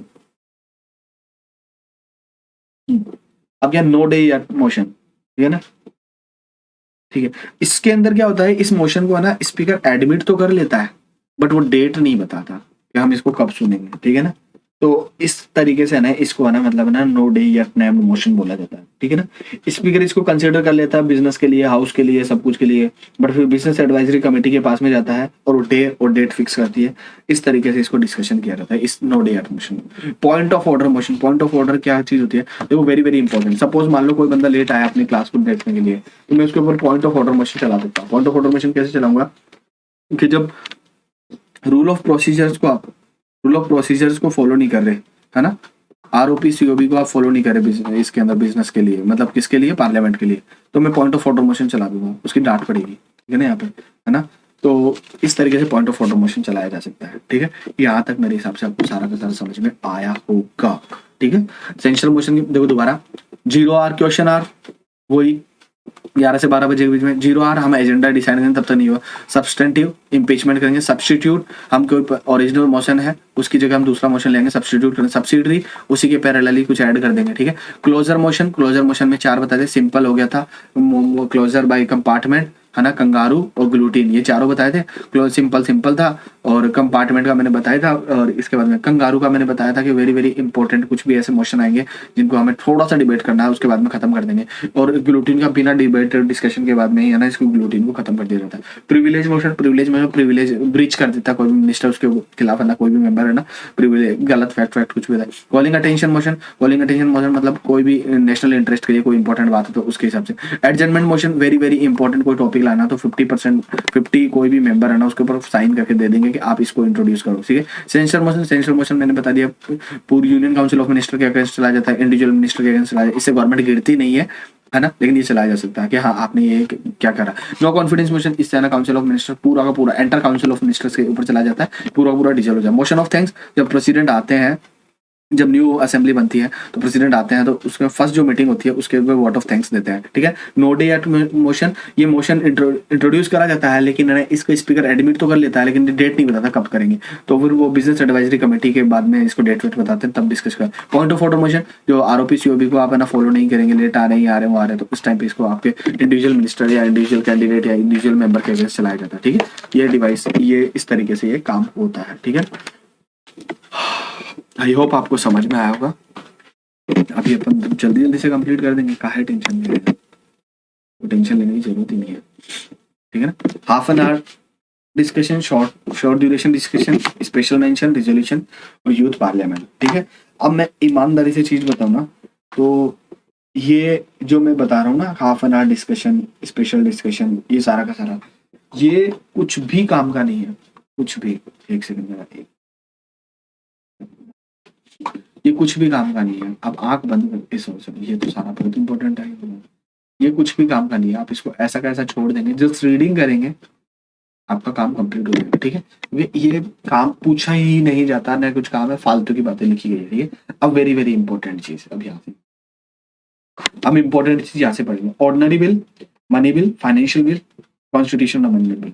अब देखो ऑर्डिनरी बिल तो ऑर्डिनरी बिल की डेफिनेशन, मनी बिल आर्टिकल 110 के अंदर इसका है।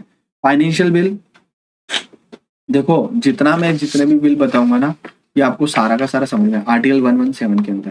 कॉन्स्टिट्यूशनल अमेंडमेंट बिल, है ना, आर्टिकल 368 के अंदर, है ना। अब मनी बिल की ordinary bill, neither a money bill, nor financial bill, nor amendment bill, that is called ordinary bill. न तो वो मनी बिल होगा, न फाइनेंशियल बिल होगा, न अमेंडमेंट बिल होगा, वो ऑर्डिनरी बिल कहलाएगा। यहाँ तो कोई प्रॉब्लम नहीं है, अब आगे चलो, ठीक है। ऑर्डिनरी बिल में, ऑर्डिनरी बिल के अंदर एक फर्स्ट रीडिंग होती है, फिर सेकंड रीडिंग होती है, फिर डिस्कशन करते हैं, फिर कमेटी के पास में पहुंचा दिया जाता है, फिर कमेटी कुछ एरर वेरर रिमूव करके फिर देती है, फिर थर्ड रीडिंग होती है, फिर सेकंड हाउस के पास, अगर यहाँ पे मतलब वोट होता है, अगर येसेस आर ग्रेटर देन नोज तो फिर पास हो जाता है, फिर उसको सेकंड हाउस में पहुंचा दिया। अगर सेकंड हाउस से भी यहाँ पे बिल्कुल ये कि ये कॉन्सेप्ट से चलता है तो हम उसको फिर है ना एसेंट के लिए प्रेसिडेंट के पास में भेज देते हैं। अगर सपोज मान लो प्रेसिडेंट ने यहाँ पे रिकंसिडरेशन के लिए भेज दिया ऑर्डिनरी बिल, तो वापस फिर ये चीजें होगी, और उसके बाद के अंदर जब अगर सपोज मान लो 60 वोट से पास होके आया, सपोज 100 में से, अब 61 से आना चाहिए, प्रेसिडेंट की रिकंसिडरेशन की वैल्यू होगी 61, ठीक है। तो इसे एसेंट से इस तरीके से बिल है ना एक्ट में हो जाता है, ठीक है। जो ऑर्डिनरी बिल का काम था। अब मनी बिल की बात करते हैं। अब देखो बहुत बहुत वेरी वेरी इंपॉर्टेंट चीज बताऊँ। आर्टिकल 1110 के अंदर था ये मनी बिल, कोई प्रॉब्लम नहीं, ठीक है। अब ये क्या है, it deals only, it deals with article 1110 नहीं, it only deals with article 1110, ये ध्यान रखने की जरूरत है। इसके अंदर क्या क्या चीज है, इम्पोजिशन, एबोलिशन, है ना, रेगुलेशन, ठीक है, रेमिशन एंड अल्टरेशन ऑफ टैक्स, और दूसरी चीज डेप्ट और एक्सपेंडिचर भी देख लो, है ना, जो कंसोलिडेटेड फंड ऑफ इंडिया से लिया गया था आर्टिकल 266 से, है ना। ये सारा का सारा वो मनी का कंट्रोल। देखो भीमराव अम्बेडकर जी ने एक बात बोली थी ना, the power of purse is controlled by the directly elected people, ठीक है ना, directly control by the directly elected people. तो ये मनी का काम सारा का सारा लोकसभा के पास में रहेगा, एक चीज, ठीक है, ये इंपॉर्टेंट चीज हो गई। अब दूसरी चीज मैं और बता देता हूँ, इसी में बताना पड़ेगा, इरेज कर लेते हैं इसको। हाँ, मनी बिल का हो गया। अब इसके अंदर देखो देखो मनी बिल क्या होता है ना, मनी बिल केवल लोकसभा के अंदर ही इंट्रोड्यूस हो सकता है, एक चीज, उसको केवल स्पीकर जो होगा वो बताएगा कि मनी बिल है कि नहीं है, एक चीज। अब लोकसभा के अंदर इंट्रोड्यूस होता है, सपोज मान लो लोकसभा, राज्यसभा में जाता तो ऐसा नहीं है राज्यसभा में जाएगा, राज्यसभा के पास में जाता है, लेकिन राज्यसभा होल्ड करके कुछ भी उखाड़ नहीं सकता, ये केवल नियरली ए फॉर्मेलिटी मनी बिल, ठीक है, फॉर्मेलिटी की तरह रहेगा मनी बिल। एक सेकंड बस, एक सेकंड बाबा, एक सेकंड में बता दूंगा।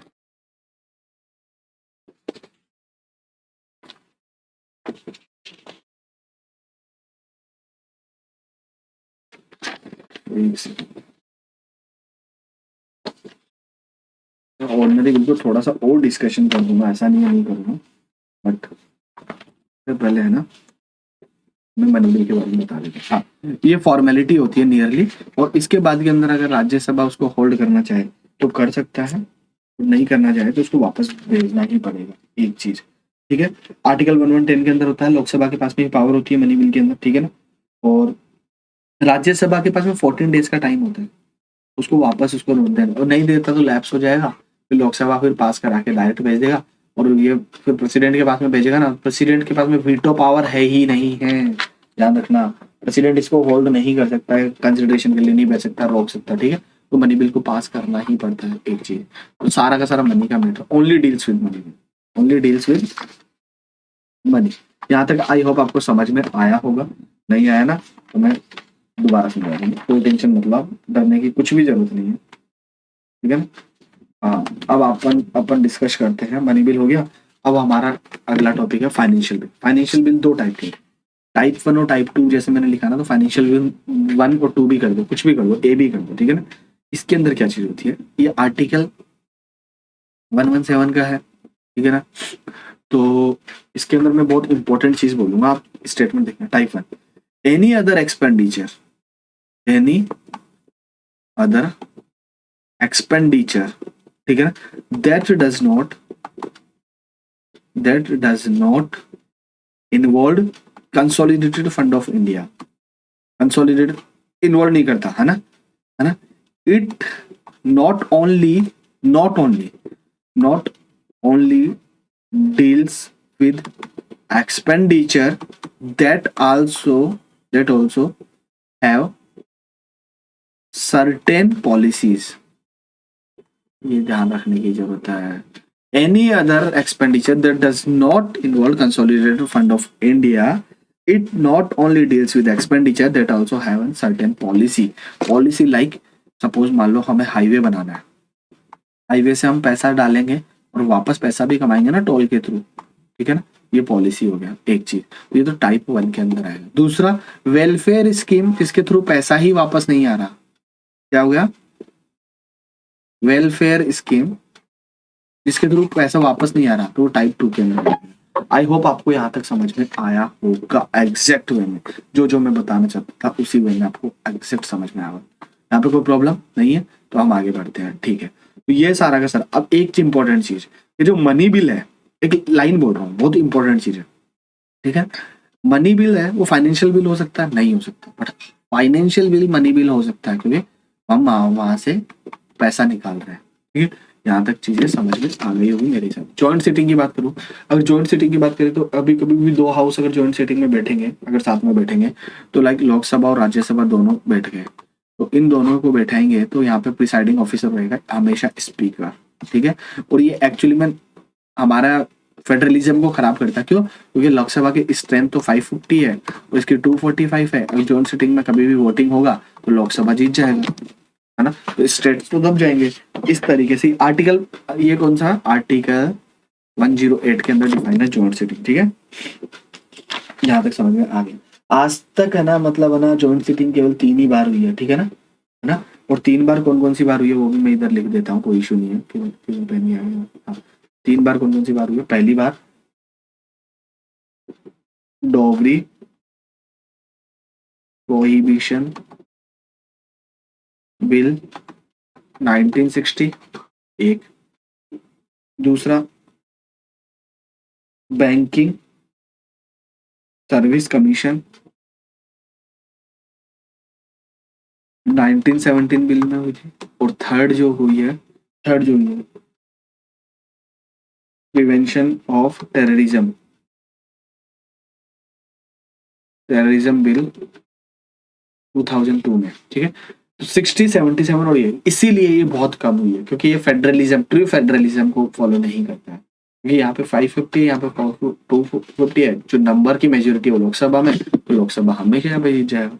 यहाँ पे कोई परेशानी नहीं। अब हम पढ़ेंगे बजट का हिसाब। मेरे हिसाब से आपको यहाँ तक बहुत अच्छे तरीके से समझ में आया। यहाँ तक समझ में आया है तो लाइक कर दो, कमेंट कर दो, बता दो कि किस किस हिसाब से। क्योंकि मेरा अलग खुद के पास में भी नोट्स है जिनसे मैं आपको थोड़ा बहुत देख रहा हूँ, बता रहा हूँ, है ना, और थोड़ा इसके पास में भी, इसमें भी पढ़ रहा हूँ, इसमें लक्ष्मीकांत के थ्रू भी पढ़ रहा हूँ। लक्ष्मीकांत के सारे टॉपिक्स लिख रखे हैं और समझा मैं मेरे अकॉर्डिंग रहा हूँ। ठीक है, अच्छे तरीके से। तो अब हम पढ़ते हैं बजट के बारे में। फंड्स बचेंगे, मल्टी फंक्शनल प्रोडक्ट बचेंगे और ये खत्म हो जाएगा। ओ भाई साहब, इतनी जल्दी खत्म कैसे हो गया यार? हमने बहुत कुछ पढ़ लिया वैसे, आपको बताओ तो। एक सेकंड में पहुंच जाता हूँ। ठीक है, बजट का रहता है बजट। अब पार्लियामेंट ही खत्म हो रहा है, आप टेंशन काहे ले रहे हैं? ठीक है ना, ठीक है। अब बजट क्या होता है? बजट कौन ला रहा है भाई सब? लोकसभा। एक मिनट, हाँ, बजट की बात करते हैं। अब प्रेजेंटेशन ऑफ बजट थोड़ा मैं आपको समझा ही देता हूँ पूरी तरीके से कि किस किस हिसाब से बजट आता है, कैसे कैसे काम करता है। आपको अच्छे तरीके से समझ में आ जाएगा कि हाँ, इंट्रोडक्शन स्टेज क्या है, कैसे कैसे बजट काम करेगा, है ना, किस किस हिसाब से बजट आ सकता है। ठीक है, चलो ठीक है। तो बजट को बहुत अच्छे तरीके से समझाता हूँ। ये सारी चीजें फर्जी लगेगी आपको, नॉर्मल तरीके से मैं बहुत अच्छे तरीके से बजट को समझा देता हूँ। देखो, मैं एक स्लाइड ऐड कर लेता हूँ, अगर आप बोलते हैं तो इसमें खत्म ही कर देता हूँ, बजट ही है ना। चलो ठीक है, एक स्लाइड ऐड कर लिया। ठीक है, अब यहाँ से आपको मैं बजट समझाता हूँ बहुत अच्छे तरीके से। मैं ऐसे बोल रहा हूँ कि इस बजट के समझने के बाद में आपको कभी भी जरूरत नहीं पड़ेगी कि क्या समझ ध्यान से। ठीक है, बजट। अब मैं आपको पूरी तरीके से बजट का पूरा प्रोसीजर बता रहा हूँ। ठीक है, बजट हर साल है ना, फरवरी के लास्ट वीक में, फेब के लास्ट वीक तक लाया जाता था। फेब के लास्ट वीक तक। ठीक है, अब क्या होगा, बजट समझा रहा हूँ आपको अच्छे तरीके से, ध्यान से देखिए। ठीक है, ये बजट का मान लो फेब आ गया है। ठीक है, हमने क्या करा, 2020 का बजट ला रहे हैं, 2020 का, हम 2019 को देख रहे हैं अभी। ठीक है, मैंने क्या करा यहाँ पे, मैंने यहाँ पे करा, अब लिख लीजिए चाहे तो, डिवीजन, अच्छा, budget division of department of expenditure of ministry of finance. Budget division of department of expenditure of ministry of finance. ठीक है, इसके पास में सर्क्यूलर है, इसने सर्क्यूलर जारी करा, बजट सर्क्यूलर। क्या जारी करा? Budget circular. ठीक है, ये सब सारी की सारी मिनिस्ट्री के पास, ऑल मिनिस्ट्री के पास में चला गया, ठीक है ना, all department of government of India के डिपार्टमेंट के पास में चला गया। इसने क्या करा, इसने पूछा पूछा कि आपको डिमांड ऑफ ग्रांट्स, क्या पूछा, डिमांड ऑफ ग्रांट्स, एक सेकेंड। अब जब डिमांड ऑफ ग्रांट्स पूछा, ठीक है ना, देखो बजट सर्कुलर आया, बजट सर्कुलर, देखो फिर मैं बताऊं, बजट सर्कुलर किसने, budget division of department of expenditure of ministry of finance, इसने बजट सर्कुलर निकाला। बजट सर्कुलर निकालने के बाद में ये गया सारी की सारी मिनिस्ट्री के पास में, गवर्नमेंट ऑफ इंडिया के जितने भी डिपार्टमेंट है उनके पास में। इन्होंने पूछा, क्या पूछा, demand of grants, demand of grants पूछा, हमें डिटेल एस्टिमेट चाहिए, एक चीज डिटेल्ड एक्सपेंडिचर चाहिए तुम्हारा, क्या क्या है क्या क्या नहीं है, ठीक है। अब मैक्सिमम डिमांड ऑफ ग्रांट्स जो होती है वो 107 हो सकती है, मैक्सिमम, इससे ज्यादा नहीं हो सकती इंडिया के अंदर, ठीक है, डिमांड। अब ये डिमांड ऑफ ग्रांट्स है वो किसके लिए है, नेक्स्ट फाइनेंशियल ईयर के लिए, किसके लिए, नेक्स्ट फाइनेंशियल ईयर के लिए डिमांड ऑफ ग्रांट्स, ठीक है। बहुत अच्छा, आपको सारा समझ में आ रहा होगा, मैं ये उम्मीद करता हूँ, ठीक है, नेक्स्ट फाइनेंशियल ईयर के लिए। अब क्या चीज है, मैं एक हल्की सी चीज समझाता हूँ, थोड़ा ABC में डिवाइड कर, ABCDEF में डिवाइड। ए मैंने बोला नेक्स्ट ईयर डिमांड, लिख लीजिए, आपको अच्छी तरीके से समझ में आएगा, नेक्स्ट ईयर डिमांड। बी मैंने बोला लास्ट ईयर या प्रीवियस ईयर की क्या डिमांड थी, लास्ट ईयर या प्रीवियस ईयर डिमांड, ठीक है, लिख लेना, राइटिंग नहीं समझ में आया तो सुनते रहना, है ना। ये बोला मैंने, सी बोला economic policy of government of India क्या है, ठीक है। ये बोला इकोनॉमिक इंडिकेटर क्या है, ठीक है। ई मैंने बोला अकाउंट स्टेटमेंट क्या है गवर्नमेंट ऑफ इंडिया का, कितना बजट है, कितना क्या है। एफ मैंने बोला टैक्स प्रपोजल या पॉलिसी गवर्नमेंट ऑफ इंडिया की, नेक्स्ट नेट टैक्स क्या लगाना है हमें, इस तरीके से। ये ABCDEFG, A plus B plus C plus D plus E plus F, ये सारा का सारा मिलकर बजट बनाना, ठीक है। एक चीज ये मेरे हिसाब से आपको अच्छी तरीके से समझ में आया, ये सारा का सारा मिलकर क्या बना रहा है, बजट बना रहा है। ये वेरी वेरी इंपॉर्टेंट, यहाँ तक समझ में आ गया। अब ये बजट कैसे काम करता है, ये चीजें देखो, बजट सर्कुलर जारी हुआ मिनिस्ट्री ऑफ गवर्नमेंट, इसके बाद डिमांड ऑफ ग्रांट्स पूछी जाएगी, यहाँ पे नेक्स्ट फाइनेंशियल ईयर के लिए डिटेल एक्सपेंडिचर पूछा जाएगा, उनका एस्टिमेट क्या है, मैक्सिमम 107 डिमांड ऑफ ग्रांट्स होती है। अब आगे चलो भाई साहब, कोई इशू नहीं है, ठीक है। हम किस किस के ओपिनियन लेते हैं, हम ओपिनियन लेते हैं भाई साहब बिजनेसमैन के, हम ओपिनियन लेंगे जर्नलिस्ट के, हम ओपिनियन लेंगे इकोनॉमिस्ट के, है ना, हम ओपिनियन लेंगे फॉरेन इंस्टीट्यूशनल इन्वेस्टर्स के, ठीक है। हम ओपिनियन इन सबके ओपिनियन लेते हैं, ठीक है। इसके बाद के अंदर क्या होगा, मिनिस्ट्री ऑफ फाइनेंस क्या है, ministry of finance, ministry of finance क्या करेगी, इंपॉर्टेंट चीज याद रख, लिखते चलना, अगर आपने लिखने की कोशिश नहीं करी ना तो आप पूरा का पूरा भूल जाएंगे, ध्यान में। Ministry of finance budgetary proposal तैयार करेगी, ठीक है ना, और उसको कहाँ भेजेगी, कैबिनेट के पास में, कैबिनेट के पास में भेजेगी। कब भेजेगी, जनवरी के अंदर। ये जो चीज बता रहा था ना मैं, ये वाली चीज है ना, ये अप्रोक्स अगस्त और सितंबर के अंदर ही स्टार्ट हो जाती है 2019 के अंदर, फरवरी में हमें बजट बनाना है, ठीक है। हाँ, ये बजटरी प्रपोजल तैयार करेगी मिनिस्ट्री ऑफ फाइनेंस, इसको भेज देगी कैबिनेट के अंदर जनवरी के पास में, ठीक है। अब कैबिनेट क्या करेगी, एज यूजुअली बता रहा हूँ, यूजुअली ध्यान रखना, ऐसा फिक्स नहीं है, ठीक है ना। End of January, end of Jain या थर्ड वीक ऑफ जैन, इसको ये क्या करेगी, फाइनलाइज करेगी, क्या करेगी, फाइनलाइज करेगी। और इस फाइनलाइज को हम भेजेंगे, इंपॉर्टेंट चीज लिख लेना, फिर इंपॉर्टेंट चीज बता रहा हूं, ठीक है ना, secretary general of Lok Sabha secretariat, Lok Sabha secretariat, हम इसके पास में भेज देंगे, ठीक है। अब हम इसके पास में भेज देंगे, अब इंक चेंज कर लेता हूँ जगह को, हाँ इसके पास में भेज देंगे। अब ये क्या करेगा, इसको रेडी करेगा, है ना, बोलेगा रेडी, और ये XYZ किसी भी डेट को, ठीक है ना, ये इसको प्रेसिडेंट को भेज देगा, प्रेसिडेंट को भेज देगा, ठीक है।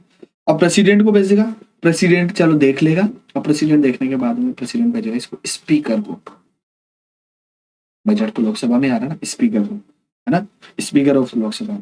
अब इसको बाद के अंदर जब ये स्पीकर को भेज दिया, अब हम रेडी हैं, है ना, बजट प्रेजेंट करने के लिए, we are ready, we are ready budget present करने के लिए।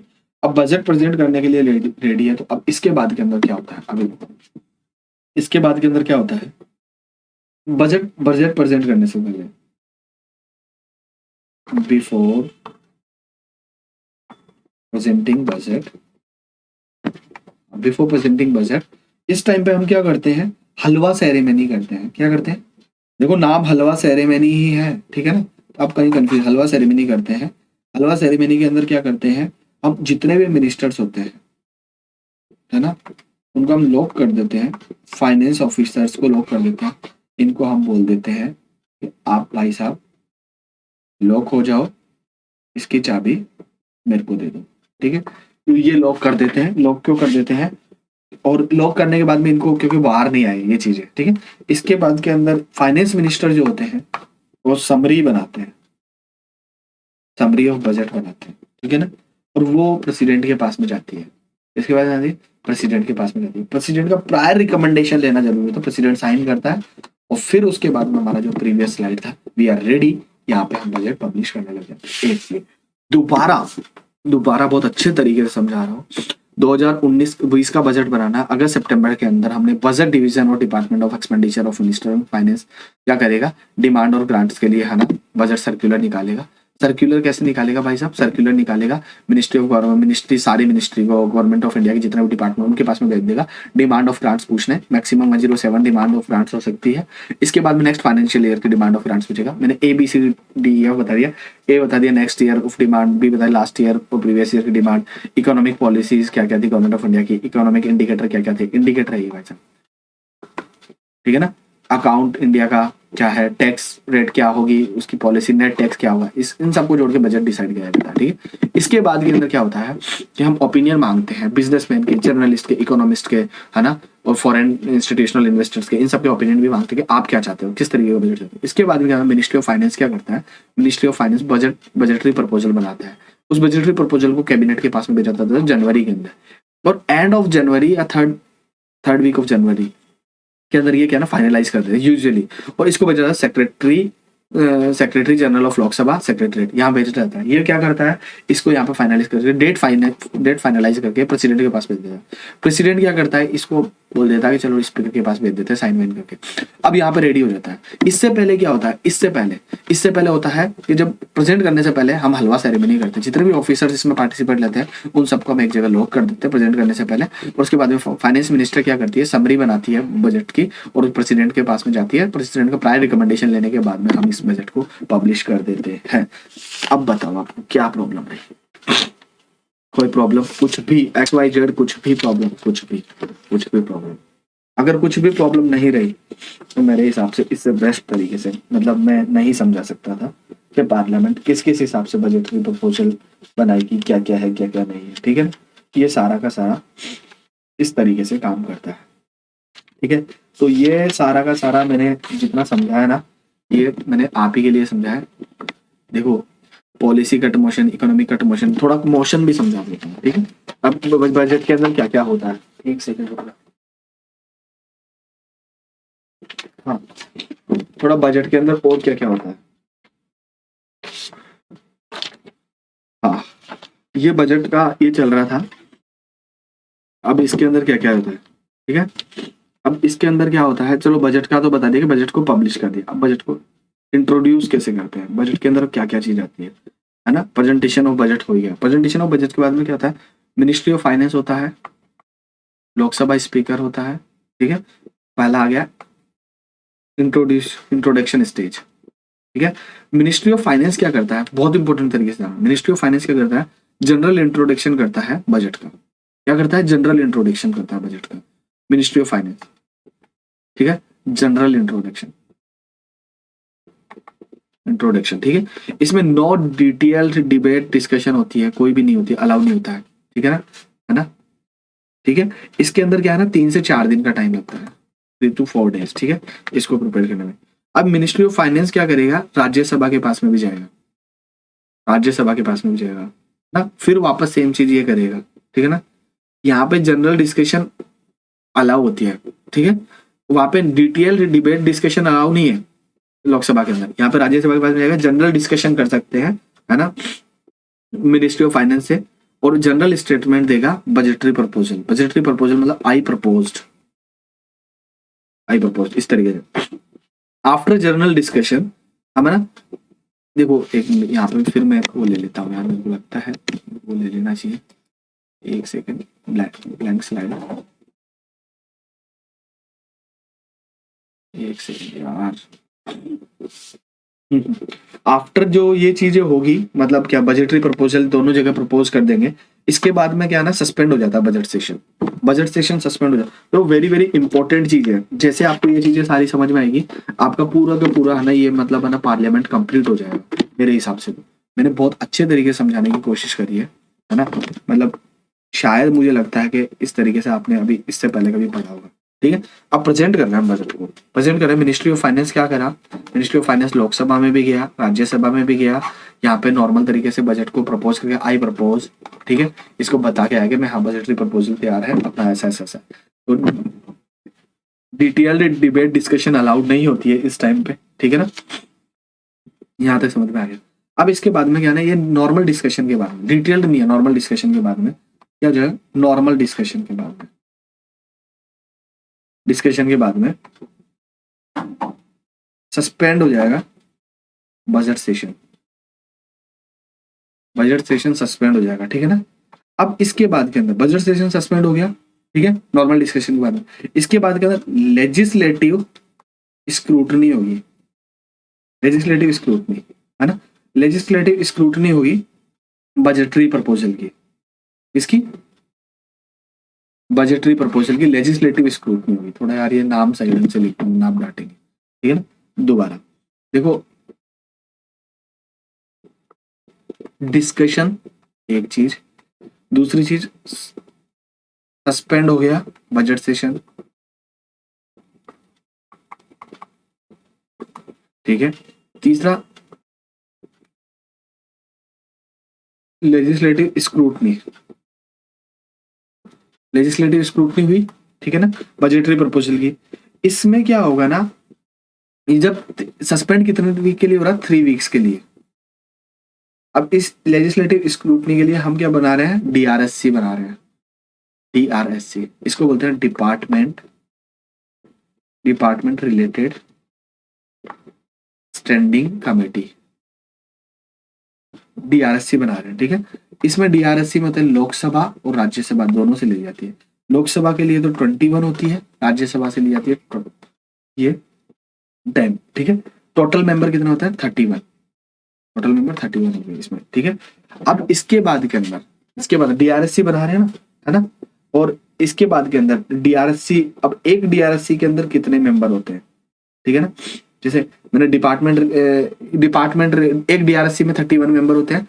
टोटल डीआरएससी हम बनाते हैं, ओरिजिनली तो थी 17, है ना, और 2004 से हमने और 7 डीआरएससी ऐड कर दी, तो टोटल हो गए 24, ठीक है, 24 डीआरएससी हो गए, ठीक है ना। अब इसके बाद के अंदर क्या होता है, 16 क्या होती है, 16 जो डीआरएससी है ना, ये इनका ये होती है लोकसभा से, है ना, और 8 होती है राज्यसभा से, ठीक है। इनके अंदर मेंबर कैसे कैसे होते हैं, 21 लोकसभा से, 10 राज्यसभा से, मतलब मेंबर दोनों में मिक्स होते हैं, ठीक है। अब मैक्सिमम डिमांड ऑफ ग्रांट्स कितनी हो सकती है, 107, ठीक है ना। अब डीआरएससी क्या होगी, जो बजटरी स्क्रूटनी कर रही है ना, उस पर डिबेट कर रही है, डिस्कशन कर रही है बजटरी प्रपोजल के ऊपर, ठीक है ना। ये सारा का सारा मैं 1 मिनट आपको दोबारा वापस बता दूंगा, ठीक है ना। अब ये डीआरएससी म्यूचुअल कॉन्सेंस है, म्यूचुअल कंसेंट से क्या करेगी, रिपोर्ट प्रपोज